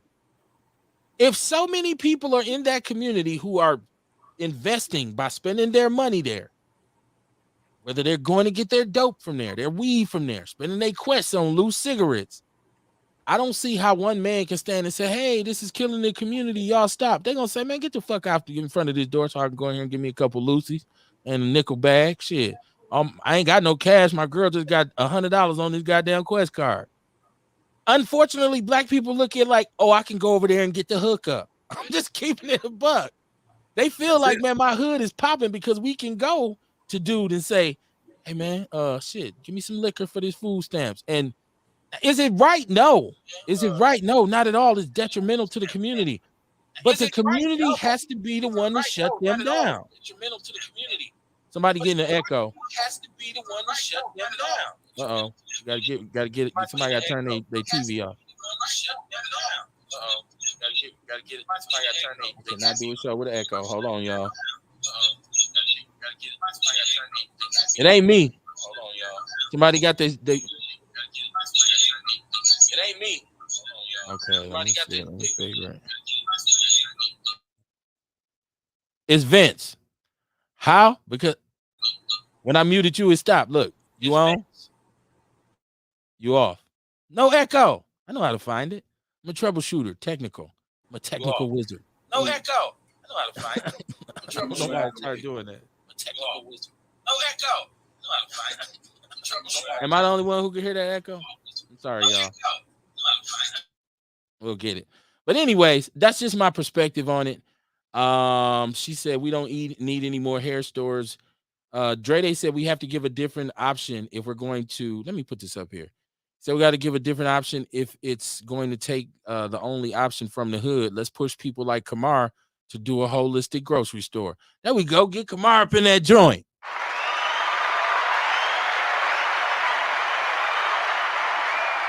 Hey, I tell you what, we're gonna start off with the House of Vitality Saturday at the Sherman Phoenix. Be there at this opening. 1, 2, 3, 4, 5th, August 5th. Right. Yes, 1, 2, 3, sir. 4, 5th. But I do understand what he's saying, and like I've had conversations with people, certain people who said they offered to even purchase the store and make it more of a co-op and make it neighborhood run and managed. But who's against that? Who's against that? The community is against that. This is what they're showing you. Your alderman voted for it. I don't understand how we pick somebody to be mad at about it. Vince, let's test your mic now and see if we can bring you back.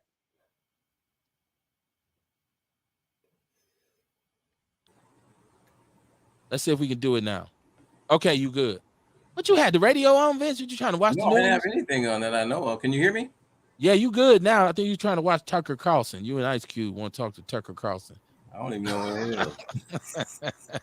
Ace Cooley said the worst high is a cheap one. I mean, you know, Eddie Murphy said sometimes you can push a $2 hotel limit. I don't know.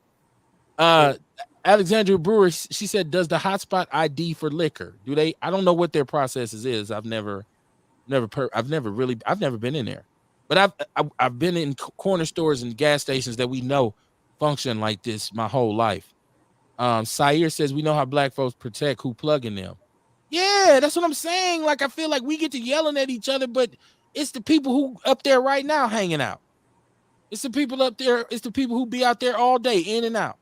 It's the people who buy the weed and buy the crack. If it wasn't selling, you'd have to put it somewhere else. Dion says motherfuckers go grocery shopping in the hotspot. They got meat deals, white t-shirts, DVDs, and fake Jordan. Damn, one-stop shop. Alexandria said you don't need to be buying corner store meat. Do they make that shit? I don't know. But you know what? I can't. There's people who their lives. This is where they're at. Like I said, this is how they sustain themselves. They got a Quest card. They go to the nearest spot they can go to, and if there's a deal to be made, they make it. I feel like this is bigger than one or two individuals. This is about the culture of dysfunction in Milwaukee. This is about the culture of poverty. When people are poor, they start to live their lives in a desperate fashion. Your whole decision making is changed when you live in abject poverty. If you got to decide between food versus anything else, your life is fucked up. Do I put gas in my car or do I get me something to eat? Right? Do I pay the gas bill or do I, buy my kids grocery? Those people then turn to saying, you know what, I got to make more with less. And so this kind of dude becomes your friend. Now, in order to fight that mentality, we would have to take on the poverty in the neighborhood. Why are so many poor people concentrated in that particular area with no access to resources? To me, this conversation is bigger than Vince. Believe me, I like to blame all this on Vince because that would be easy. We could just say, well, let's get rid of Vince and the problem would be solved. Well, Kevin, let me say this, is that, I just haven't been involved in this situation. We had a community partner, DRS and Eaton Corporation, who were in our community. They're down to DRS, was where we had the meeting at last week, are down to their last 13 employees. 2 years ago, they had over 500 employees. So we got all these livable wage paying jobs that are leaving the city.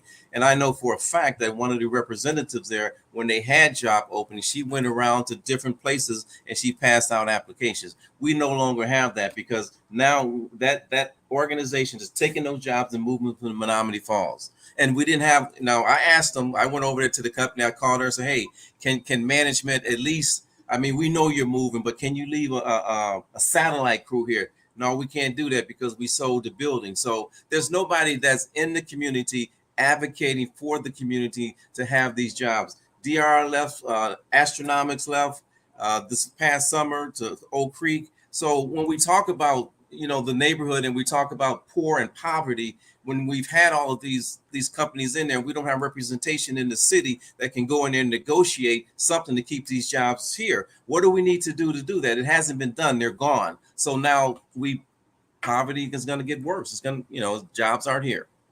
And we got that's a huge facility that's empty now. They were a Navy contractor. Okay. This is what frustrates me about the city of Milwaukee. We just can't agree on shit. We can't agree on how to even fix our problems. Because if somebody comes up with what they think is a solution, there's somebody right behind them saying, no, we ain't doing that. Or no, you need to do it this way. And if that person says, no, I don't believe we should do it that way, then it's like, oh, well, fuck you then. So it's really this is why our community is in the state that it's in, man. Yeah. I've been looking at these bump outs, just the ones on Capitol Drive, driving down Capitol Drive. And is it me or is there an inordinate amount of scars and scratches on the bump outs? So people really Kevin, been running into these damn things. Let me say this, Kevin, about the bump outs. Here's the problem. They've got one in my neighborhood, or a bunch of it over in my neighborhood, and they've already knocked down the black and yellow thing, right? So here's the thing about it, and here's the problem that we're talking about. We don't have any money, but how much money are we wasting on these contractors to rebuild these things and put them back in there? We don't need no fucking bump outs. That's an expense that's going to be forever. And those green things that they're putting on our streets, those people, whoever made those deals, got money for life if we continue to use those instruments to curb nothing, because they're not curbing the damn thing. I've seen them knocked over. I've seen cars on top of them. They replaced one reflector, but I guess they haven't built enough of them to replace the other on the other side. So there's no reflection on the other side at night, and somebody can run into it. So this is a problem and I think every person that deceases from hitting one of those motherfuckers, I think the whoever decided to do this, the blood is on them, because those things should not be where they are. It's a waste of money. And the city say we don't have money, but this is an expense that's going to cost us forever to replace and rebuild those things. What's going to happen to them in the wintertime? They're going to get knocked over. The snow's going to be around them. We're not going to have it. It's just a stupid move. Okay. I thought it was dumb too. It just seems like to me stupid, when I see all the marks and some of the signs are knocked over, I'm like, people really running into these shits. Like they can't see them, Kev. And there's a report that came out today that says Milwaukee nationally has some of the highest amount of occurrences of speeders and reckless driving. Like right now, as if we needed more negative statistics. But so is there at a point where are we going to say, so let's look at where reckless driving and everything was before we put the bump outs in and after, so we can, decide whether or not they were effective or not? But Kevin, I think there's a law of attrition at some point in time, and here's how a lot of this started, Kev. I work for Child Protective Services, so when I go into a house, and we know how the brain works, right? So when I go into a house and we got a 3 and 4 year old on a joystick driving down Sherman Park, we got a problem right there. So I go in and say, what the fuck are you doing to this mother? Because now you're programming this child for speed. So we got generations of children who have been programmed. When they get in the car the first time, the only thing that they know how to do, because their brain is wired to do that, is push the pedal to the fucking metal. You can't stop that behavior just by telling them not to do it. It's programmed in their brain. So we're going to have to go back And we're going to have to start talking to these mothers and say, hey, get this boy off of this joystick driving down Sherman Boulevard at 100 miles an hour, because when he gets in the car, so there's a law of we have to figure out when we're going to get inside these homes and help these mothers not use that joystick for these kids to be educational, because they learn how to shoot guns and everything else. That's what we're seeing in Milwaukee. Okay. Alexandria said, I'm a poor college student. I'll eat ramen noodles before some 99-cent corner store meat. I don't know. You'd be surprised what you will do when you're desperate. I've been a poor college student. I didn't want no corner store meat either. Thank God I didn't have to eat none. Sair says they have none on the south side yet. You haven't seen any on the south side, but they do have white and green sticks. Yeah, they jumped down. This was a trigger reaction on somebody's part downtown. And maybe we became the guinea pigs. Like I said, at what point will they look at it and say, let's talk about the occurrences now and see if it's curbing it in any way? Mama Jenkins says, it's always a quick fix for our race. We sell each other out. The owner of that store go home at night with his brown paper bags full of money. They pay no taxes. That store is a devastation to the city. No, there will not be no jobs to come over there. It looks like a third world country. You know, and I shout out to everybody in the city. What part of Atkinson ain't bad? You know, my brother and I had a conversation about this earlier. Atkinson is one of the only streets that there's really no good part of it. I'm sorry if you live over there, and I know you love your hood, but you can get your head busted from the freeway to the hotspot. That's damn near the whole strip. There's no part of Atkinson where you say it's cool over here. No. That whole area has been an issue since I was a child. It's always been an issue that you can get, you can get hurt over there. Sayer said I had County Supervisor Pete Burgellis on the show, and he spoke about how those things are saving lives. Okay, so is it that the people are hitting them now who would otherwise hit some other people, and they only hurt themselves and not other people? Because I'm wondering what's happened when I see these tire marks all up on them. I'm like, so damn, people just like, because we all know they're there now. We're gonna have less cars. That's all that's gonna do, I guess. They can't repair them. I don't know. How in touch are county supervisors, though, really? Like, I know, what do they really do? What do county supervisors do? Somebody tell me. They only work part-time and shit. Like, so what do they actually? I know they just voted on this tax increase, the county tax increase that they was able to get done with no fight back. Sean Moore says, hell no. It seemed like it's more anger behind who supports the hotspot than it was about the people who allowed this tax increase to come through with no real resistance to all of the stupid ass issues, things they put on it, all these stupid ass extra pieces they put on it about not being able to have this or use the money for that. So once again, I just think people get upset about the wrong shit, man. Yeah. I don't, man, it's crazy. Sayer says, why people think these stores don't pay taxes? They pay all kinds of shit. Why do you think they stay in businesses? They business so long. Yeah, I think their businesses pay taxes, but their personal income taxes, do they avoid it? They used to say it's 7 years. I don't know. That was always like an urban myth. Yeah. That they had a certain amount of years to go without paying taxes. Well, I'm sure they pay sales tax. What about the undercover envelopes that pass his hands? Okay. Yeah. Okay. I just know certain, and they do it the legal way too, Kev. So here's the legal way. In 2017, when we went down to the Common Council, Alderman Rainey was on the licensing committee the week before Thanksgiving in 2017. I'm down at Mr. J's getting my pool game on. Rainey's having a fundraiser, and the dude from the hotspot is there.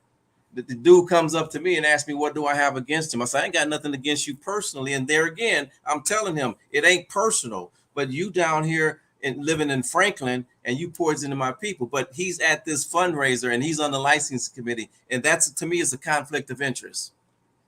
Okay. But it's legal because he's given to his campaign. So that's the oxymoron. I still like Sair's idea about getting the leadership involved. I thought that was a profound one. That's it. I thought that was that was like the, Yep. He says that the Muslims that he or the Arabs that he knows pay taxes, and that's part of people say you don't even pay no taxes. They're making a lot of money off our community. Once Tons of again, it. I've seen this firsthand with Starks, that's further up Atkinson, and we had worked a deal with them where they had extended and torn down everything on that corner. If you remember Starks, it was just a single corner store. If you go through there now, it's kind of like a mini strip mall. And when they wanted to do this, they said we'll hire, and they got one on Fond du Lac. They took the old Jeans Lanes, and they have one on Hampton too. And they're all big stores. And they said we're gonna hire people from the community. It won't be any of that foolishness in here and this kind of thing like that. And then they beat up the I forget the old brother who used to be over there, homeless brother. He's obviously mentally ill. They beat him up in the store, and then we looked into it and found out they weren't really hiring anybody from the community. It was business as usual. And all of the preachers got on there and said the Panthers are extorting us. They're coming in the store, tearing up our store. When I was in there, she told us to come behind the glass and get whatever we want to drink. I partied that night. I'm just saying. But once again, the community, leave them alone. Leave them alone. These Arabs cool. That's what they tell us. Let me see. That's sick. Sean Moore said, "Ain't no use of you calling shit out. You ain't gonna stand on and do something about the conflict. Challenge that shit. Don't talk about it." Well, Well, the where man is that? said he was at the hearing. He's been. I don't know. I haven't been down to Common Council. I don't know how many times. I saw that. I saw Sean one time down there, but when I moved into the neighborhood, he was 10 toes down with the store owner, Ashanti Hamilton, and everybody else down there. So go figure, right? I ain't never been 10 toes down with none of those niggas over there. He said we not. You ain't supposed to use the term 10 Fuck toes that. I don't down. know what the fuck. That's the way I use it. I use it as the military use it, not how they use it. This is military terminology. Oh, okay. I didn't know that. Yeah, for us it is. I don't know what Sean uses it for. When I use it, I'm talking how we do things in the military, not how we do things on the street. That's two different things. We 10 toes down for each other in the military. We watch each other's back. We don't stab each other in the back. Sire says they do have one on Silver Spring everywhere, and we went. Man, I'm telling you, I know way more than I wish I did about this stuff. Unfortunately, and in each time I've been involved with this, the community has been the biggest advocate of these places. Yeah, you're gonna find some homeowners in the neighborhood, and some people say no, it shouldn't be there, and this and that. But the majority of the people are like, nah, leave them alone. I mean, to the point where people get threatened. Like, we're gonna do something to you if you don't leave them alone. And Kevin, at the meeting last week, that's exactly what the officer that was representing the our community liaison. She says that people in the neighborhood are afraid of retaliation. That's why they don't come to these meetings. That's why they don't show up at the city hall. So that's the police department saying that. So what do you want me to do? I'm doing my due diligence. What else can I do besides say, hey, I told the dude that the next time I sit down to a table with you, I'm hoping that you're going to be apologizing for me for putting this shit in our community and saying that you're wrong. Because other than that, I don't have anything else to say to them because they keep approving this license. I can't do shit about that. Mike says, shout out to Mike Kimmett. He said you should have told Pete to knock it off. He can't validate that them bumpers are saving lives. That was an insult. Exactly. I just said, what do county supervisors even know anything? Like, I mean, unless you are like the county executive, what do they really do? He don't really do, right? He allow them to do it. Well, I mean, I know they vote on certain things. People say, "Kev, you don't understand," but the county is not like. I've talked about the fact that we have a county and a city government that don't work together. It keeps the whole thing powerless. Madison is the big bully, and when the time comes, they'll smack Milwaukee around like a batch and say, "Sit down and shut your ass up," just like they just did. We're making us bow down to them for some taxpayer money that we paid. We had to make concessions to get our own money. And then the county said, "Hey, we're gonna get y'all too." Right behind you, right? Sean says, I ain't never been 10 toes down with no motherfucking foreigners. Ain't no military motherfuckers use no 10 toes down. I ain't never been down with that shit. I was in the military, so he can't tell me shit about the military. He said, just say you give up. Do I give up? If I go down to, I've been down to Common Council 2015. How many times do you want me to go down there for shit? And these motherfuckers down there keep approving his license. And nobody else. Sean is talking, but he wasn't there. I mean, he had more information and more power. The stuff that he said on your show, on the Michelle Bryan show, and on Hitting Hard Radio, the stuff that he said on there, all he had to do was call in and say that same shit. I think we may not be here. I know we wouldn't be here today because they would have to say something to do something, but he didn't show up. I show up every time. I'm not showing up down there anymore to fuck with those stupid ass people. I don't have time for it anymore.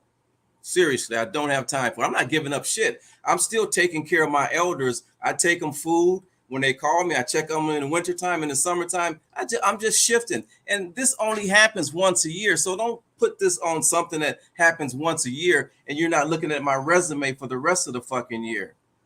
This is one time of the year and it's done into next year. I'm telling you, I'm not going down there next year. Fuck them. Okay. I'm listen. I'm once again, I know people say, Kev, you just Vince just your guy or whatever, but that ain't nothing wrong with that. And Vince, we are cool. Just like I'm cool with a lot of people who are in the chat room, a lot of people who hell, I'm cool with Sean. That's my partner too. Right? That's family damn near. And sometimes we disagree. You know what I mean? But I think the main thing is I did pretty much the same thing you're doing right now. When I came up with my plan for community restoration centers in the parks, utilize the underused park pavilions in these parks and underserved neighborhoods. Let's just turn them into social service hubs and service the communities, provide whatever services we need, whatever direction they needed to go in, and be able to do service referrals and all kinds of stuff. And the only thing I got back from the community for everything we did was pushback. Everything was, if we moved this way, they wanted to move that way. If we moved that way, they wanted to move this way. I remember we were giving away Halloween. We were giving away Thanksgiving turkeys. We were giving away turkeys. And people were criticizing the fact that what they gonna do with a turkey? They ain't got no gas at home, or they ain't got no stove, or they don't know how to cook it. We're good. And I said, so what? We supposed to cook it for them and then give it to them? And then one of my uncles said, I know personally one of the guys who y'all gave a turkey to. He came right out the church and sold that turkey on the side of the church. What the fuck is y'all doing? Hey, if that's what helped them, shit. Yeah, hey, absolutely. Once again, my thing was However it helped them. Right. I need the money, and whoever bought the turkey needed me. See, the only thing that matter, the only thing that matter is your intent. You know what I mean? When you in the act of giving, the only thing that matters is your intent. What they go do with whatever you give them is on them. You know what I mean? And this is on the spiritual level I'm talking about. Yeah. You know what I mean? You did your job. That's the only thing that matters. Yeah. So let me say this, Kamar, from a spiritual perspective, is that I've done everything that my ancestors have asked me to do. They're not asking me to do anything else. Right. The Almighty is going to come down on it, not me. I've done my due diligence. Like they said, I'm wiping the dust off of my feet. I'm moving on. I've done what our ancestors has me in this shit has me in this shit since 2015. I asked God, I said, what the fuck are you showing me all of this shit for? I don't want to see all of this shit. Well, I've done my due diligence. I'm done. My ancestors have spoken to me. I'm done. So you can say what you want to say about me giving up. Go talk to my ancestors and fuck with them. Right, in the spirit. I'm not talking about I get it. Down the street. I'm talking about sometimes the direction of our path change also. It changed. You know what I mean? And it takes certain signs for you to see it. Some fights you ain't gonna win. You know what I mean? You got to know when to give up and fight a different fight. Yeah, but I won. Because it's always gonna be one to fight. I don't care, you know what I mean, how many you win, how many you lose, it's always going to be another one. And when your ancestors... Sometimes you got to know when to fold them, and bang on something else. When my ancestors talk to me in the spirit realm, not in this physical bullshit, I'm reacting. And they said, it's time up. You don't have to go down there anymore. You're done with that. Move on. Hey. So when somebody tells me something, when God's talking to me and man is talking to me, fuck man. Can't argue with that. I'm not going to argue with God. Mama Jenkins said the license will be back next year. Are you running for alderman next year again? Well, let me tell you about that. Here's my epiphany is that, we go through things in life there again to learn things. What I've learned is that being an alderman is a very, very tough job, and it takes a lot of work. And we got a bunch of lazy niggas down there that don't want to work. So I've concluded that I can't be alderman because that's too much work. I don't want to do that kind of work. That's just too much for me. Now, would I consider being the mayor? That's possible. But I'm not doing that. That alderman shit, that's too much fucking work. I can't do that. The mayor is more compromised than anybody. I'm not gonna ever run for alderman again. Period. Okay. If that answers your question. He said, Sean says, I've been at their ass since I moved back. They didn't even pay you right. They just ran you off as many times as it takes, nigga. I'm the only nigga whose life was put in jeopardy. They can't enjoy their lives. Fuck a resume. All these fake ass leaders. Leaders don't quit, nigga. Warriors don't stop fighting. The fight never stops, period, till the oppression is over. It ain't over. You acknowledge defeat, and then you came on here and said, this is my last time. They heard you. Hey, Kevin, just ask Sean to answer one question. Why didn't he? Don't make no excuses. Why didn't he show up to that common council meeting? He said because he's wanted. Fuck no, I'm not talking. Everybody else that came, nobody was there but me, Kevin. Everybody else called in. All he had to do was call and get the fucking number. Don't play fucking games. You didn't send him the link. I don't have a fucking link. Shit, if I had a link, I don't have a fucking link. You had that link. Yeah, my link was I was there in person. I ain't got no fucking police after me. I was there. Okay. I showed up and I showed out. Fuck them. They know what I feel. Okay. They know exactly how I feel. That's why he's coming at me, but you can't come at me because they don't have enough fucking game. Okay. So I'm going to assume this is him. Ask him why didn't he call in? Fuck that, I got the link. I ain't got shit.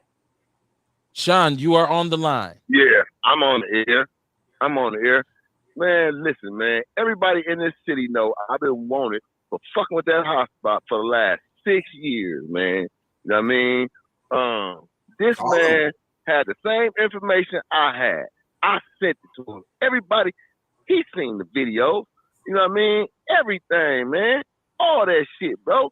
All that shit you talking about, Vince, man. I ain't trying to hear that, dog. For real, man. Good. The shit you did was foul. It was foul, boss. You went in there and you apologized for what? What did you do wrong? What did you do wrong, Vince? Did you apologize at the hearing? Well, you could apologize. Did you apologize at the hearing? No, fuck no. What? No, he apologized after the hearing, after they told him all these lies. They ain't told me shit. I don't talk to that man like you talk to him. I don't know him like that. Everybody that came to the hearing lied, from the police to the witnesses. Everybody. It's not on and me. You turn around and you go apologize for what? Call them out. If they lied, call them out. Fight for your community. Let me finish, man. Let me finish. You done had the flow, boss. Let me finish.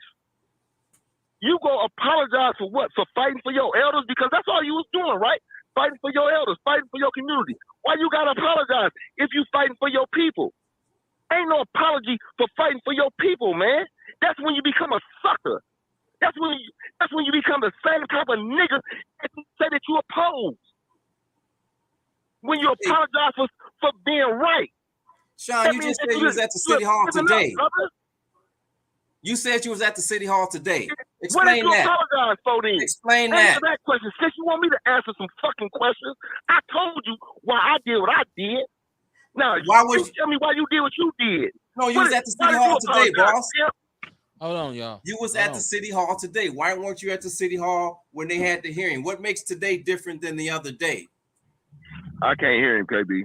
Yeah, I know you can't. Why would you go today instead of going the day of the hearing?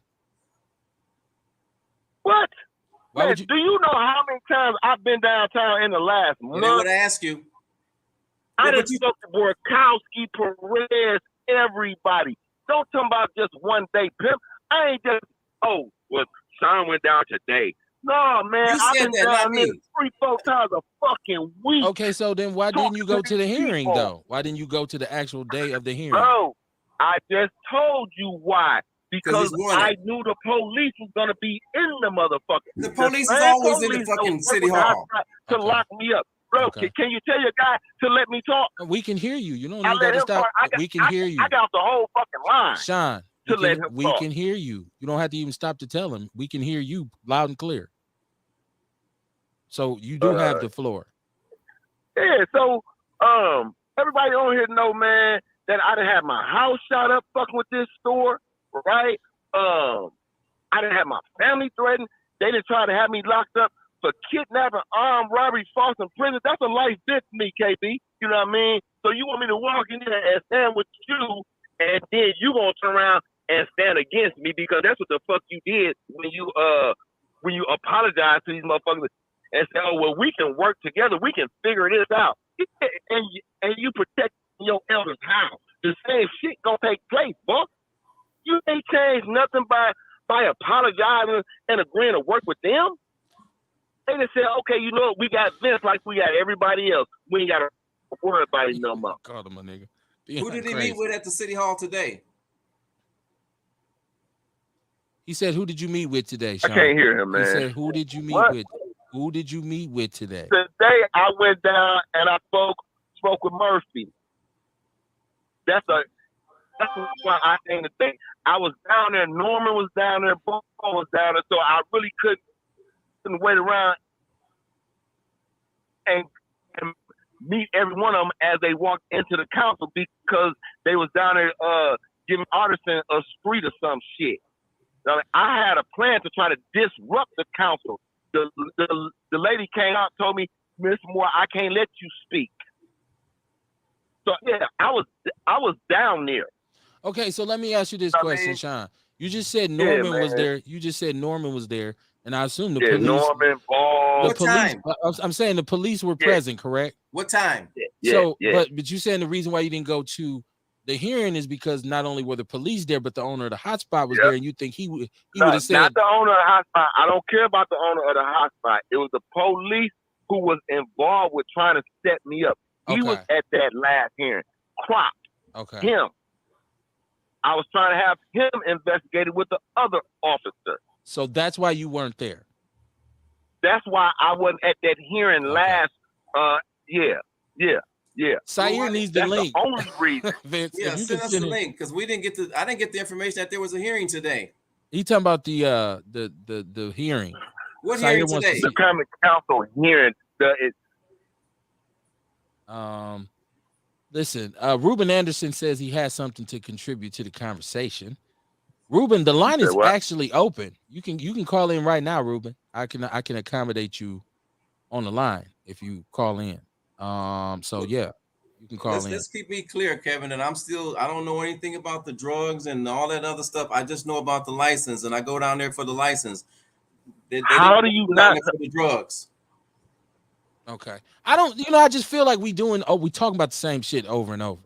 I don't even live over there. I'm gonna be honest. I don't even live over there, and I'm tired of talking about the hotspot. Like, this has dominated a conversation on our show for like at least 3 months, and I'm just saying, my whole overview was that whatever this community votes for, after I go put blood, sweat, and tears against it, and they say we want it, I'm walking away at that point saying, well, y'all have it y'all way. Go ahead. I think at that point, it's time for me to reset and figure out a different plan of attack. Ruben, I need you to turn your device down. It's a lot of turn down a little bit here. Okay. You good? You still echoing? No, we good now. I can hear you. Sound like you had like a radio up or something in the background. Yeah, it's that loud air conditioning. You know, I'm poor. I live in this community. Yeah, man. Good evening to everybody, Outlaws, everybody. Miss Jenkins, Mom, I see you out there. Everybody who came in. Sean, you don't even have to sit up there and argue with bro. Mark Bukowski called me and he said to me, first thing he said out of his mouth, I had an opportunity to meet Sean. So Sean went there a day after all this jumped off. Still there, I knew he was going, but I didn't know he was going that soon. But Sean was there. He talked to two of them that day. But Mark called me and told me about it. So we had a big discussion about that. So to his credit, Sean, thank you. And you don't have to go back and forth about who doing what and how they doing it, because it's like I always say, and Vince, this is just my take on it. You shouldn't have did that, bro. You crossed the line on that. I would have never, ever did nothing like that. You can't come out against your enemy and then all of a sudden go and apologize for nothing. You ain't got nothing to be sorry for. If you're sorry for what? For trying to save your community? You have nothing to be sorry, bro. But, bro, that was wrong. And I'm just going to keep it 100 with Whoa, you. whoa, whoa, whoa, That's whoa, pretty whoa, hard, whoa, bro. whoa, I whoa. don't know where the help is coming from. Hold on. I don't know what We got the ice cream truck in the background. I can't hear shit. Oh, okay. So yeah, somebody with somebody's phone. But you know, bro, and you know, you don't have to explain yourself to me because I seen it already. You know what we up against here. I mean, you have many conversations about this, bro. Now you sitting up here going back and forth with Sean. You was wrong. I'm not lying. They threw Sean under the bus. You saw him throw him under the bus. You know what this man has been doing. And you went to him, bro, and you shouldn't have did that. Why you want to be friends with him now? What you looking for? What's in it for you? Or are you scared of him, bro? At the end of the day, I'm not mad at you because people gonna do what they do. But if you gonna fuck with me, stay true to the game, bro. Serious business, bro. Stay true to the motherfucking game. You don't bow down to these people for nothing. And I'm sorry, excuse me, family. But that shit fucked up, dog. I would have never did nothing like that. You know what this man has done. Even when they talked about the house across the street, the buildings, about them dying of overdoses. Don't you know we got links to that store? But you did that, bro. But I can't be mad at you, but you crossed the line with that, bro. You can't justify it. You can't say nothing to me about that. You can't. You shouldn't have did that. I won't. So let them rats stay where they at. So you look bad in that sense. Thank you, Kevin. I love y'all, man. I don't want to be disrespectful to anybody, Sean. Don't argue about it. You got your credit, bro. They done called me 3 times behind you, Sean. They listening to you. So, Vince, you got to come back where you need to be. And we got to set these boys down. They got to go. This is not something that we just, you know, we're just mad at y'all. No, nigga, they killing our people. That story is the influence. This witness told us the other day that he has sat there and watched them cut up dope in this place. They didn't want to hear the common counsel. They want to just ignore it. They don't even want to bring him in. Because if he came in, they'd have to shut it down, but then they'd lose their money. But at the end of the day, I'm not going to speak much on this because this is under investigation by a lot of people. I just want to say, Vince, don't do that, man. And then don't argue with your brother about it. You know how Sean feels about this.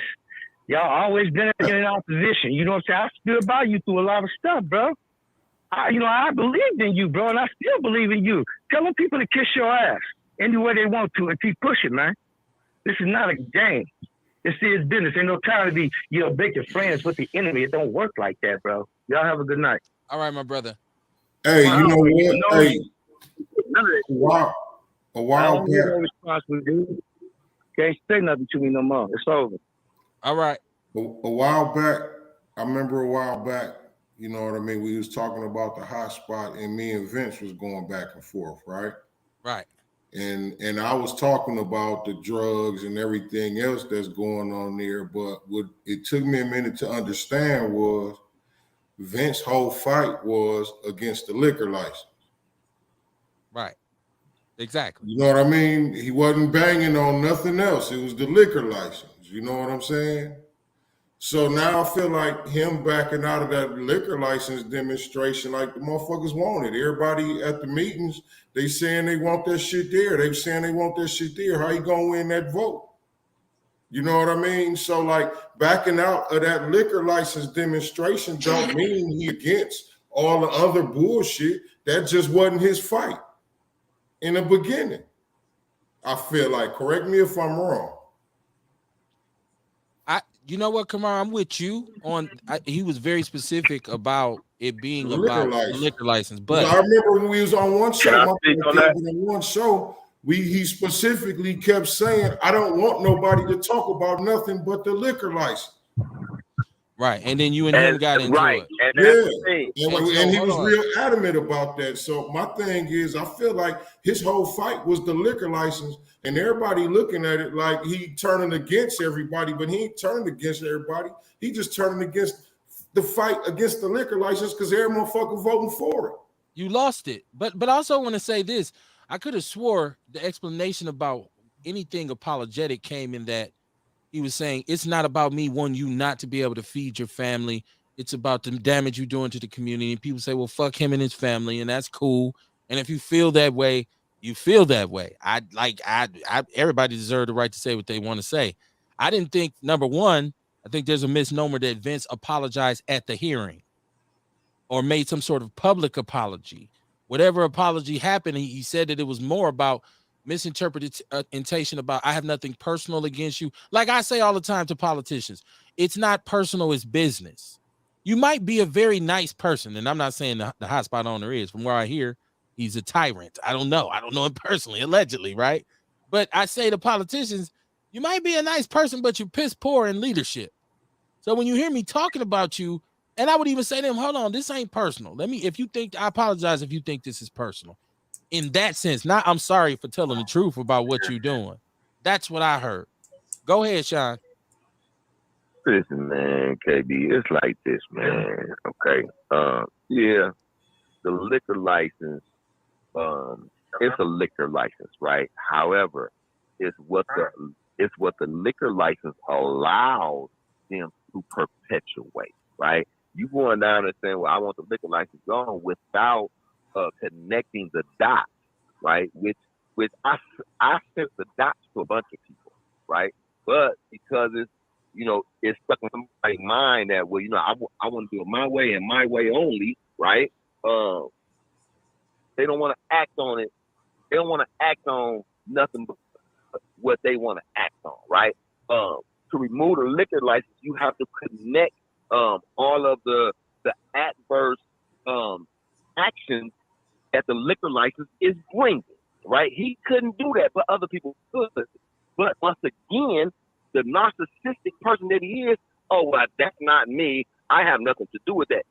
How do you not have nothing to do with that when we're talking about saving a community? Did you not? I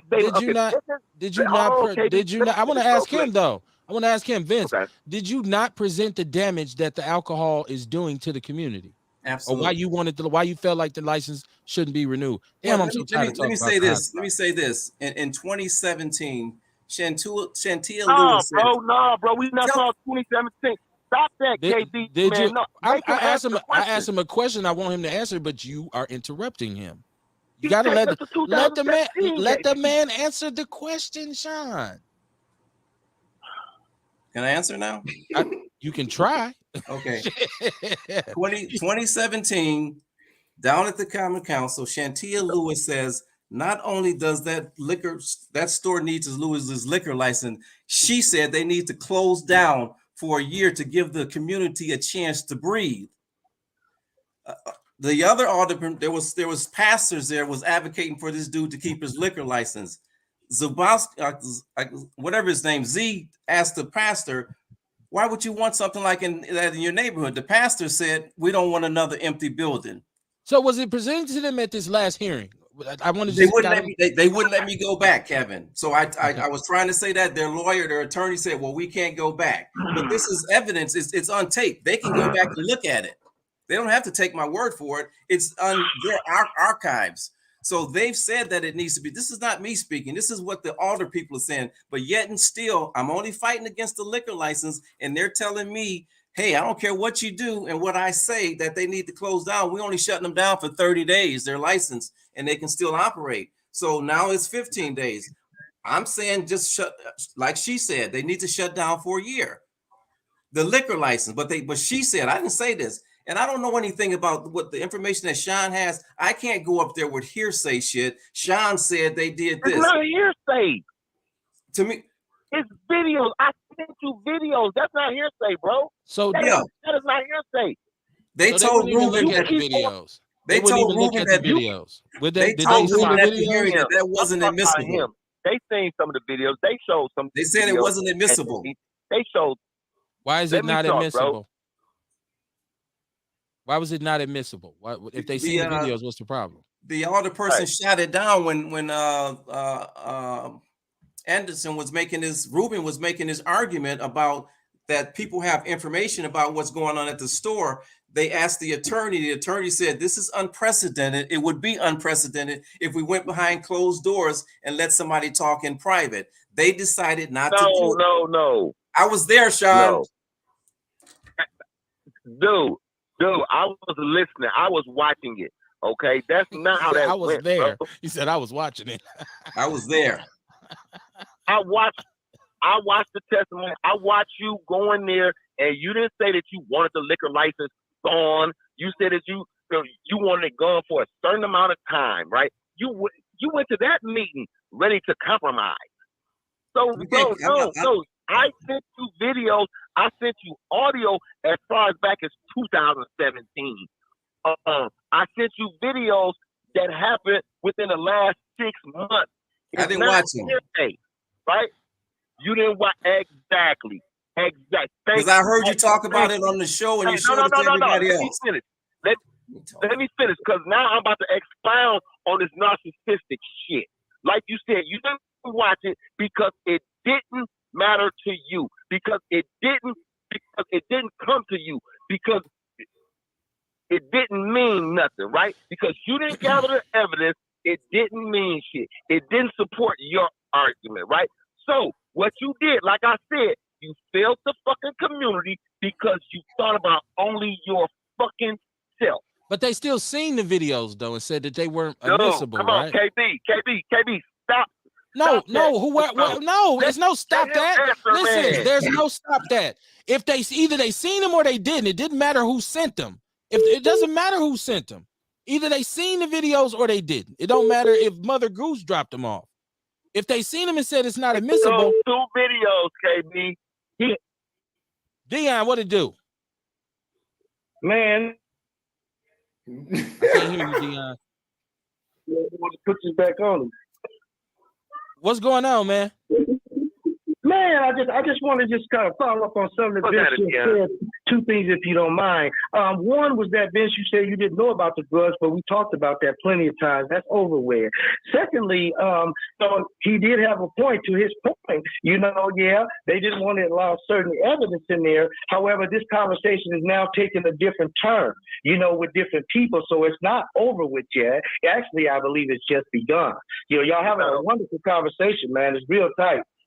It's just crazy. What do you think? I want to know your opinion, Kevin. Well, this is my opinion. This is my opinion. It ain't gonna be popular with nobody. I'm gonna tell you the truth. No. I get sick of all. I get sick of all of this back and forth shit amongst us. And my thing is this: this is not a secret to anyone. Sean has presented those videos. Hell, I've seen the videos. Everybody has seen the videos. The people have taken stances on what this store does in the community. The fact of the matter is they did not show up. They won't stop spending their money there. So if I'm Vince, I'm throwing my hands up too, saying, fuck it, I'm just going to enjoy my life. But that's just me. And that's just my opinion. I don't, as far as who apologized to who, that's a whole different conversation. But I feel like this is what the people in the community are saying they want. My bad. What do you see as a resolution to this whole problem with dude, though, at the end of the day? I think what Sayer presented earlier on this show, shout out to Sayer from Hidden Heart Radio. Absolutely. And he's saying, number one, send him the videos because he'll play them on his show. I think what he said, I think what he said was the best idea is that we go to the leadership of the Muslim community and talk about the practices that they are doing in our communities. If they don't want to take steps to regulate their own people, then we can go and justify an economic boycott and say, hey, look, we've been diplomatic. We've gone to these people. We've said, here's the laundry list of problems that are occurring in our neighborhood. If they don't want to make some adjustment or they can't regulate their own people, then you have no other choice but to just shut them down. You got to stop spending money with them. If we don't stop spending our money, that's the bottom line right there. Let's be honest. Vince saying sorry if he hugged dude, if Vince whatever, that's not going to shut that store down. What shuts that store down is us not spending our money there. So while we're arguing with each other and yelling at each other and calling each other names, what we need to be doing is setting up a grassroots campaign in that neighborhood to say, stop spending your money there. Stop spending your money there. How can you set up a grassroots campaign in that neighborhood when you got the leadership of that neighborhood selling out? Right now, I can fight against not only that entity, but these so-called leaders, which I have no problem against doing, right? I have no problem with fighting against nobody, man. But this time, I know who's my ally and who's my adversary. So this fight will be fought differently. And this fight, it's already started. Ruben said some stuff, and I spoke with a few people today. not just those two. I'm Hey, spoke Sean. to few people Hey, today. It ain't hey, on. the protesters Hold on. protested Sean, for let me about get 2 years, and then eventually quick, they man. quit Let me talk protesting. to my Hold brother on, hold on, Kev hold right on. quick, man.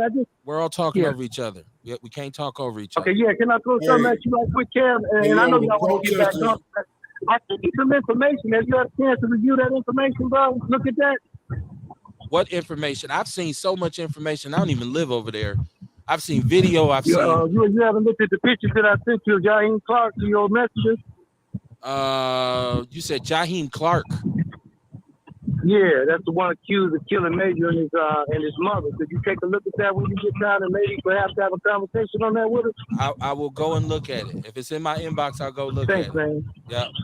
Yep. Okay, I appreciate it. I'm gonna let Hey, you go. yo, I'm gonna let y'all go get back to the conversation. We'll talk to you, bro. Okay. I'm gonna be. All right, man. this Hold on, is my Sean. last thing. Hold on, Sean. Kamar's trying to. Hold on, Sean. Kamar's trying to get in here. Yeah, Hey, Go ahead, Kamar. all I'm saying is, that's you know what I so mean? You see often how people protest or whatever, they have who they fight, and then eventually they be like, you know what? It ain't my fight no more. You know what I mean? Like the protesters protested for a couple years straight. You know what I mean? And eventually they quit marching. They quit protesting. You know what I mean? That don't mean they ain't still passionate in that whole movement. It's just that, look, man, we fighting a battle that, and this shit, we walking all these miles and ain't shit changing. Right. You You know what are I mean? allowed. You reserve the Sometimes, you right know to what I change mean? your mind. And like I say, you know what I mean? His battle wasn't everything else. I ain't taking up for nobody, but I just feel like his battle was that liquor license. I don't think nobody can really get mad at him because he don't want to bang on that liquor license no more. But I transitioned, Kamar, because at the meeting last week, we were there to find solutions. And one of the solutions is Mama Freeman said that there's the mental health, there's the alcoholism, and there's the drug addiction. I brought in Bianca Williams to take care of that part of it. So so there's somebody there. I'm not leaving it alone. I'm replacing myself with somebody else that's going to deal with the root cause of some of those problems, which is mental health and drug addiction. She does that. I don't do that. I retired. I'm not in social work anymore. So I passed the guard along. And I'm not going to be at the Common Council anymore fighting against the license. That's not my duty anymore. I've been called away from that. And if you're never going to understand my relationship with God. Mama Jenkins said Mother Freeman threw Sean under the bus, but also, yes, I talked to people downtown, but it's more than the liquor license that's a problem. There were certain older persons that was not in favor. I didn't hear Vince mention nothing at the meeting about the liquor license. What meeting? I don't know what meeting she's. What was there a So meeting that you were at together that you spoke at and you didn't mention the liquor She license? hasn't I been don't know. to that I know of. I could be wrong, but I don't remember her being at the two meetings that I had recently. Okay. Damn, I hate arguing about having an argument. Yeah. It's not about the L's people brought me into. I could have cared less about the owner until President Harris brought it to my attention and asked that I look into Omar's death. From there, Sean put me on game, and I personally took it from there. He needs to go. He said Sayer said send him the videos. I Mama got him Jenkins, as soon as I get to the house. Mama Jenkins said I was watching it also, and I watched it 5 times because I wanted to hear all of it. All of them. She said she didn't see the video. They didn't see the video. Sayer says he's surprised the feds ain't on him with all y'all. Man, this has been a conversation that's long in the tooth. I'm getting to the point where I don't even want to hear the words hotspot. Ewok says Commander McGee tried to stop them bald-headed hoes from going into Beauty Island, and them broads walked right around him. Zaire said it's wrong. It's something wrong with Rachel throwing a throwing a punch, meaning one person attacked the license. He said is something wrong with one person throwing a punch, meaning one person attacked the license and the other attacked other issues. And so, hey, whoever's got that up in the background, I need you to turn it down. It's killing me. It's destroying my eardrums. Oh my god. I'm trying to talk and somebody yelling back at me. It's ridiculous. Zaire says, okay, so I see that, but and that becomes the problem. If I say I want to focus on this, somebody say no, we should be doing all of this. It just becomes convoluted. He says, bruh, it's very complex and sensitive in so much that people are requiring protection from the feds. This mess ain't nothing. He says, is there something wrong? He's repeating the same thing. I'm Sire, I'm confused. But I end up that way a lot of times talking about shit on Outlaw Radio. Listen, I want to put a ribbon on this, but you just can't, because number one, the store is still operating. Number two, that area is still a very hot spot for, and not no pun intended, for the dysfunction that's going on in that community. But there's a bunch of other spots too. And I think that I see it as, okay, Vince said, I don't want to have, I want to be focused on what the goal is. So if it's a hearing about your license to sell liquor, then I'm going to say I'm against you renewing that liquor license.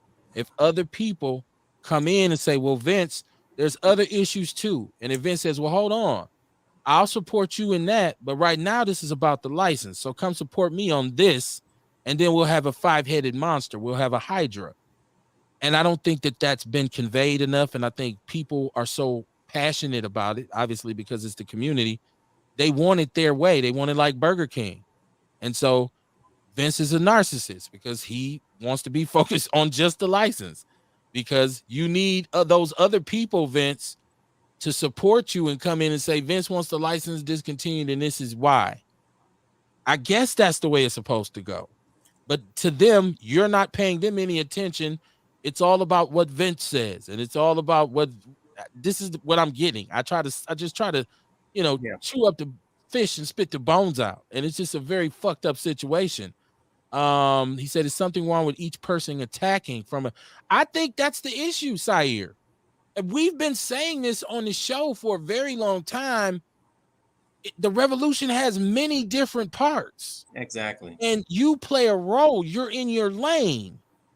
One of the things that we have here on the show is that people come from different perspectives. Kamar is all about holistic health and wellness and this kind of thing, and really discussing what we eat and, where we are in terms of spirituality and things of that nature. My thing is more of a socio-political thing where I say, we need to pay more attention to what's going on downtown and hold politicians accountable. And we need to be aware of what's going on downtown and stop saying, fuck politics. They're going to do whatever they want to do. Because if we allow them to do whatever they want to do, they absolutely are going to do what they want to do. So when we talk about who's doing what, I mean, professionally, I work in social services. Now, do I help a whole neighborhood? No, but I help a whole bunch of people every day. That's my lane, though. I deal with people on a one-on-one basis and say, what do you need individually? Where would you like to go? Now, I'm not doing what somebody else is doing, but does that mean I'm wrong? And will I allow somebody to come in and tell me how to do what I'm doing? I absolutely will not. Because I tell a person, I've been doing this for 20-some years. I know what I'm doing. I know how to help people. And they might turn and say, well, Kev, that makes you a narcissist. And I would say, cool. I don't give a shit, because I don't really care what people think about me. But I just hear miscommunication after miscommunication, and argument after argument, accusation after accusation. And yet and still, dude is still in that neighborhood getting his money. He's still over there selling drugs for Quest, liquor for Quest, selling unhealthy. What Kamar talked about, the shit he's actually selling that the people buy to eat from there. None of it's healthy for you. Nothing. We could talk about it on many different levels, but until we talk about not spending our money, I'd like to see people stand outside that store and dissuade customers from going in and say, man, don't spend your money here. This man is no good for our community. I feel like the people in the community has to do that. No leadership, no elected leader, no talking head. Nobody's going to be able to do it. They have to demand it.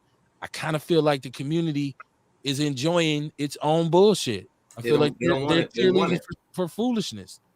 They enjoy and they capitalize on the presence of the hotspot in the community. Yeah, we know it's exploitive. Can I say something, Debbie? Go ahead. Can I say something? Go ahead. The only person that lives in the community, right, out of all the people that testified, is Vince. Everybody else leaves after a certain amount of time. They don't live in the community. None of them, bro, that testified. Even Mama Freeman, she don't have a house in the community anymore. She don't even live there. Oh, I just, so I'm I'm against the hot spot. I'm against how they have talent and change the moral conscience of that community, man.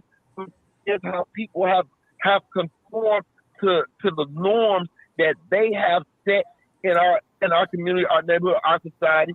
And I've said it before, man.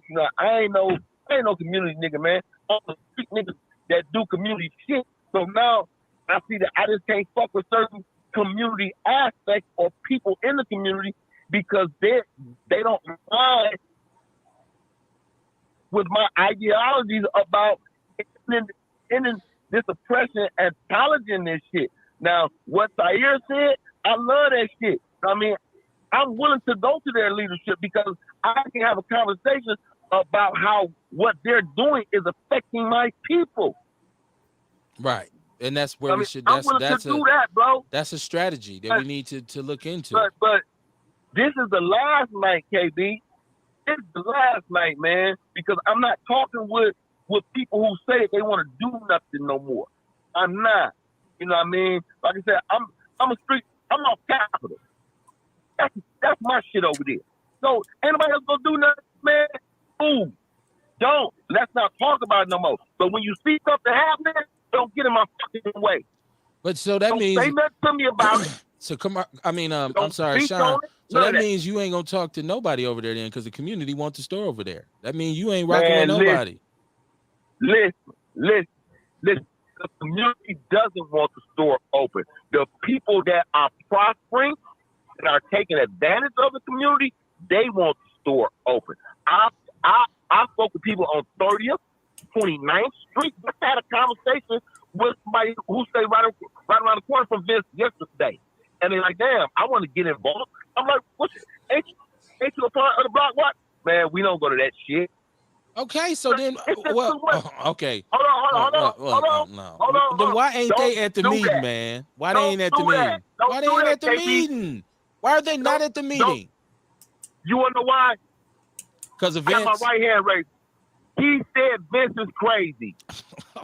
and you accepted that as an excuse for him not being there. Now, oh my God. Listen, man, hold on. This brother I'm talking to, his little brother is one of our family members. I've been knowing him for 35 years. He said he don't mess with Vince because Vince is crazy. Vince don't listen to nobody. Him and his wife said this shit. This my last time talking about this. So he wouldn't go. Hold on. So let me get this straight. So wait. Let me get this straight. He wouldn't go speak up for his community and his neighborhood because he don't like Vince. He didn't know nothing about it, KB. I know he told you, man. These are the same people that said they didn't know nothing about it. This could go on and on. So you gotta ask yourself. If they're around that block, if they're a part of that block watch, why didn't they know nothing about it? It sounds like Is it Vince's job to go to everybody in the name? People need to be aware on their own. How can you? I didn't know because dude is crazy and I don't talk to him. Well, then what you talking about then? What are you talking about? Then stop talking to me. You know what, KB, man? KB, you need to stop that shit, bro. For real, bro. No, what do you stop making sense? What are you talking about? You need to stop that shit, KB. You need to stop that shit, KB. Sean, do you hear what you just said? Do you hear what you just said? Did you hear what you just said, brother? Did you hear what you listen at what you just said? Listen at what you just said. Listen at what you just said, Sean. You don't fuck with KB. Listen at what you just said, Sean. Listen at what you just said. There's nobody in this city who I hate so much that I won't go speak up on my own behalf, regardless of who I don't fuck with. If it come down to me speaking about something that's going to affect my personal safety and quality of life, I wouldn't give a fuck who was in there. I'm going to go in there and represent. No, I ain't going to say I'm not going to go speak up for my community because I don't like dude. That's ass backwards thinking. He wasn't going. No, KB, that did not come out my mouth, man. That ain't what I said. I never said that. He said, I'm not going to speak up for my community because I fuck with Vince. You said that shit, bro. Because you like Vince. Because Sean, you don't want to. What you just said, Sean, was this individual told you he don't go to the block watch meetings because Vince is crazy and he did know about the meeting. And so then that means he's not going and he's not informed because he don't like Vince. That ain't what that means. That ain't what that means. That means that he don't rock with that person. Even though this person saying that he in that neighborhood doing all this, I'm done with it, KB, man. I'm done with it, bro. done with it I'm too. done with it, I'm bro. done with it too. Mike Kimmons said this hotspot shit sounds like there's a whole lot of corruption and gatekeeping. Sair's asking the same question I'm asking. If there's that many people over there who are against it, why didn't they go? Regardless of how they feel, if they didn't know about the meeting, why aren't they making sure that they're proactive in finding out? Hey, I want this shit shut down. Let me figure out when the date of this license hearing is. That's what I would do. KB, I mean Kevin, lazy. Hold on, Vince. yeah. Dion said, "Man, I'm tired of this hotspot shit. Pee Wee Herman passed away. Can a motherfucker get a rest in peace?" This shit has taken up a lot, right? Well, I'm with y'all. I don't. This is taking up a lot of time. Mike says, Vince, did you meet with Ruben, Sean, and others who have opposed the hotspot? Have you met with them? We've talked. Yeah. Hell no. Can I answer? Go ahead. Sean's been in hiding, so I don't know how to meet with him. But let me say this, Kevin. You's a lying ass, man. I done spoke to you on the phone. Everything. Stop lying. Kevin, can I talk? You keep letting this nigga lie, KB. I'm letting him lie. Okay. I'm letting him respond. He was asked a question. I'm letting him respond to it. Bro. I don't know. I didn't even know the answer. Lying, I didn't know. Vince, stop lying. Don't you lie on this show. Okay, let me stop lying. Let me say this, Kev.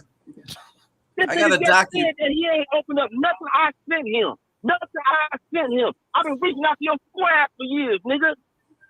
Go ahead, Vince. Here's the problem, Kevin. Here's a document here where the Common Council, when they have a meeting, when they had this hearing, is he gonna let me talk? You go ahead. We can hear you. When they had this meeting, this meeting, they sent out notices, and they sent out notices in a 250-foot radius.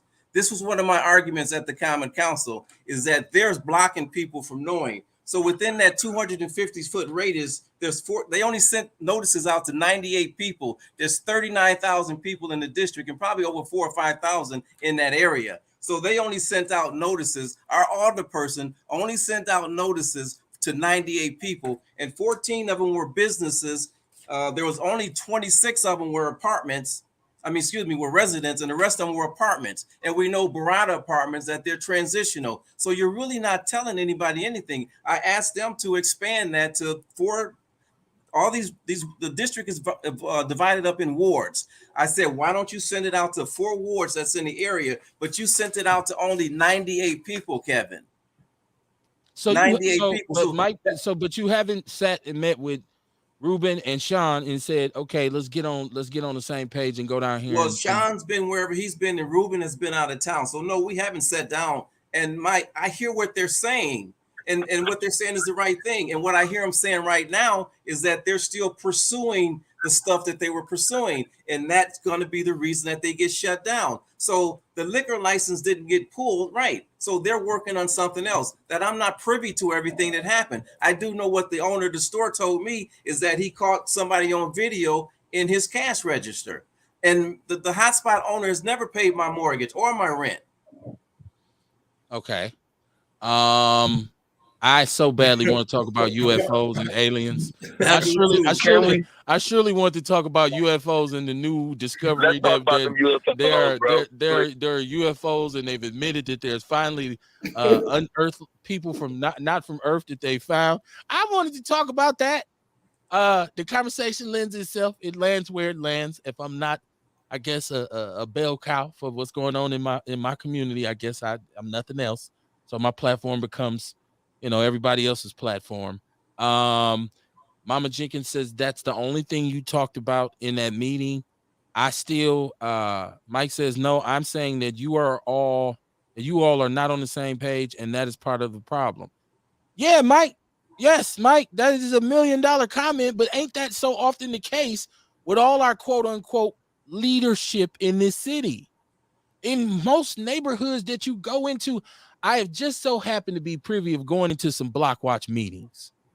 I've gone into some district meetings. I was doing professional organizing, community organizing with Safe and Sound, doing community outreach. I was going to the Homicide Review Commission.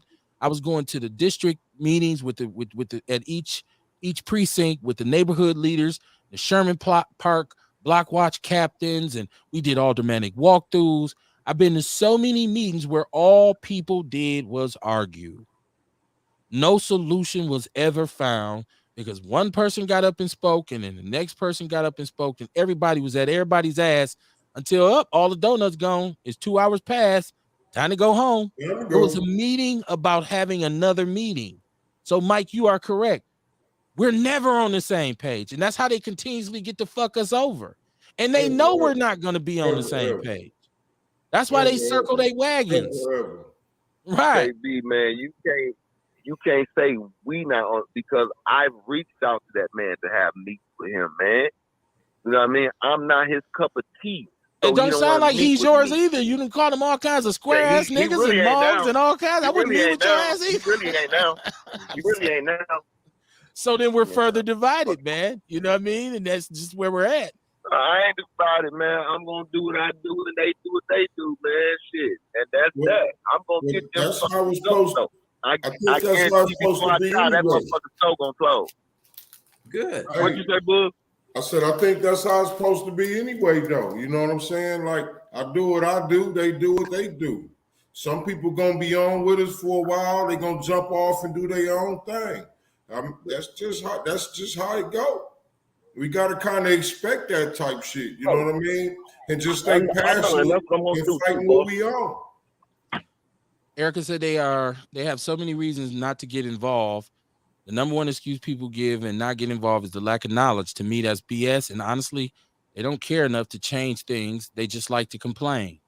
Mike says, damn, come on, that's a big ass cup of herbal lean, big dog. No, that's smoothie. That's a smoothie. That's that dandelion wine, baby. Listen here, man. Once again, it's 9:52. I'm not gonna go past the bedtime hours. I think if you go back and you listen to this show, everybody's made valid points. Everybody has a valid perspective, but we keep discounting the other one. I think every time you discount somebody else's perspective, you damage your own. Because if you can't see things from more than one kind of lens, then you short-sighted. But I do like what Sair said about getting nearly. It is time for a summit. It's time for a leadership summit to say, this is how your people are exploiting my people. And unless your leadership wants to make some concessions and come to some understandings in our communities, we're going to shut you all down. We are going to intentionally not spend money with you. The next conversation we're going to have is going to be with our own people, our own neighbors, our own, community members to say, hey, y'all got to stop spending money here. I go all the way back to the boycott that really started the civil rights movement and gave it its momentum was the bus boycott. If there had been a group of people who were saying, man, I don't like Martin Luther King, man, dude, a pretty boy. I don't fuck with them church niggas. Or there had been some people saying, fuck that, I got to go to work. I'm riding the bus. The shit wouldn't have never worked. What really happened was people was able to bury their own personal fucking feelings and they bury their own hatchets and say, don't get your ass on that bus. And they didn't. And then the system came back to them on their knees and say, hey, we want y'all to ride these buses because we about to go bankrupt. Now, I always say the mistake we made there is not saying, fuck y'all, we going to start our own shit. We went back to riding their buses. I think that was the situation, but it showed that the black dollar does matter, man. And we need to figure out a way to stop going at each other all the time. And you might feel passionate. Like I said, I'm not going to allow my dislike for anybody to rob me of any opportunity. So just because I don't like you don't mean I'm not going to go and speak out on what I need. Now, if it's something that I don't need anyways, I don't like you, and I would be over there smoking plenty weed, but I don't like dude. Yeah, then I'm not going to fuck with you. But if it's going to damage my kids or my community or my property, then I'm going to say, you know what, I'm on rock with dude, but I'm going to still go over there, man. I just want people to know that it's important for us to stop yelling at each other. It's what I say all the time. We talk to each other. We talk about each other, but we don't talk to each other. And when we don't disagree, we go to, black people, that's how we is, though. We put some stank on it. We just, motherfucker, you ugly ass motherfucker. Yeah, long ass neck. Like we always add shit like that just to let you know we really disagree. Instead of saying, I disagree, my brother. I see it a whole different way. And if we can't come to equal, kind of solution, then let's just walk away. we're never going anywhere if we don't do that. Let me see what we got before we go. Shout out to Beverly Williams. She said, "Good show, talk it out," and that's what we try to do on Outlaw Radio. I would hope nobody would go, to the mattresses or nothing because of something that was said on this show and do nothing violent. I feel like you need to get it all off your chest here. When I do see you in public, I know dude ain't fucking with me and no need on me going over there talking to him. Mama Jenkins said I'm gonna look at it again tonight. At the video from the meeting. And Tiasha said, Kevin, I finally really watched They Clone Tyrone, and I have to say it's pretty good. Uh-oh. We got a convert, Kamar. Somebody seen it again and said, oh. I watched it again too. And caught a whole different meaning from it. So yeah, I gotta admit that too. Not you. Not yeah, that's your ass up. Hey man, Hey, he was going hard on me. The beauty of the Outlaw Radio is months ago, Vince and Sean went fisticuffs at each other, and it was hell to take to the captain, right? And then Sean and Vince went at it. And so now Ruben and Sean is friends again. So someday in the future, Sean and Vince will be friends, and maybe they'll go at Ruben. I don't know how this is. It's like the WWF, man. You don't know who's going to be a tag team next week. I have to, man. It's a contrast on the show. No, that movie is dope. He wants to see the video. Sire wants to see. Sire, I'm pretty sure you're gonna get everything you asked for after this show is over. I'm about to send it to you, boss. I'm about to send it to you. She said, "Oh, Sean Moore. Yes, that movie is man. It's a hell of a movie." Ewok said, "Yeah, no, that was Erica Hunt." She said, "Oh, Sean Moore," but Ewok said Tyrone is a recycle. He said Tyrone is a recycle message. It still sucked. Well, you can't get everybody right. Can't win them all. Yeah, Ewok ain't went back and watched nothing, man. He just still talking shit, man. Right. I said it sucked. I ain't watching it no more. Right. Once again, man, just to close the show, I reiterate what I said. We got to come together. And I know that's a cliche, but even in these little small rooms, these think tanks, when you get people together who really care, we should be worried about how they care. We should just be happy that they care, because believe it or not, there's a lot of people in this community who don't give a shit about the community. There's a lot of people who put no value on their neighborhood. It's people who you live next door to who won't even cut their grass. They won't even pick trash up around there. And see, those are the people who are going to be the ones who not going to support nothing. And so if that neighborhood don't wake up pretty soon, just like every other neighborhood that's cursed with this scourge of these interlopers and invaders who've come into our community and start to exploit us. See, that's who the anger should be against. We end up fighting about them. We're actually fighting about them right now when we should be fighting against them. That's what happens, man. When you got too many talking heads. My mom used to say it's too many chiefs and not enough Indians. I don't know, is that racist or not? Not that I give a shit. We'll be back Wednesday, man. I promised to have this conversation about these aliens, man. I'm telling y'all, I'm big into the aliens. I can't wait to ET, man. Get down with us and come on Capitol and shake it up. I'm going to be on Instagram, post it up with them.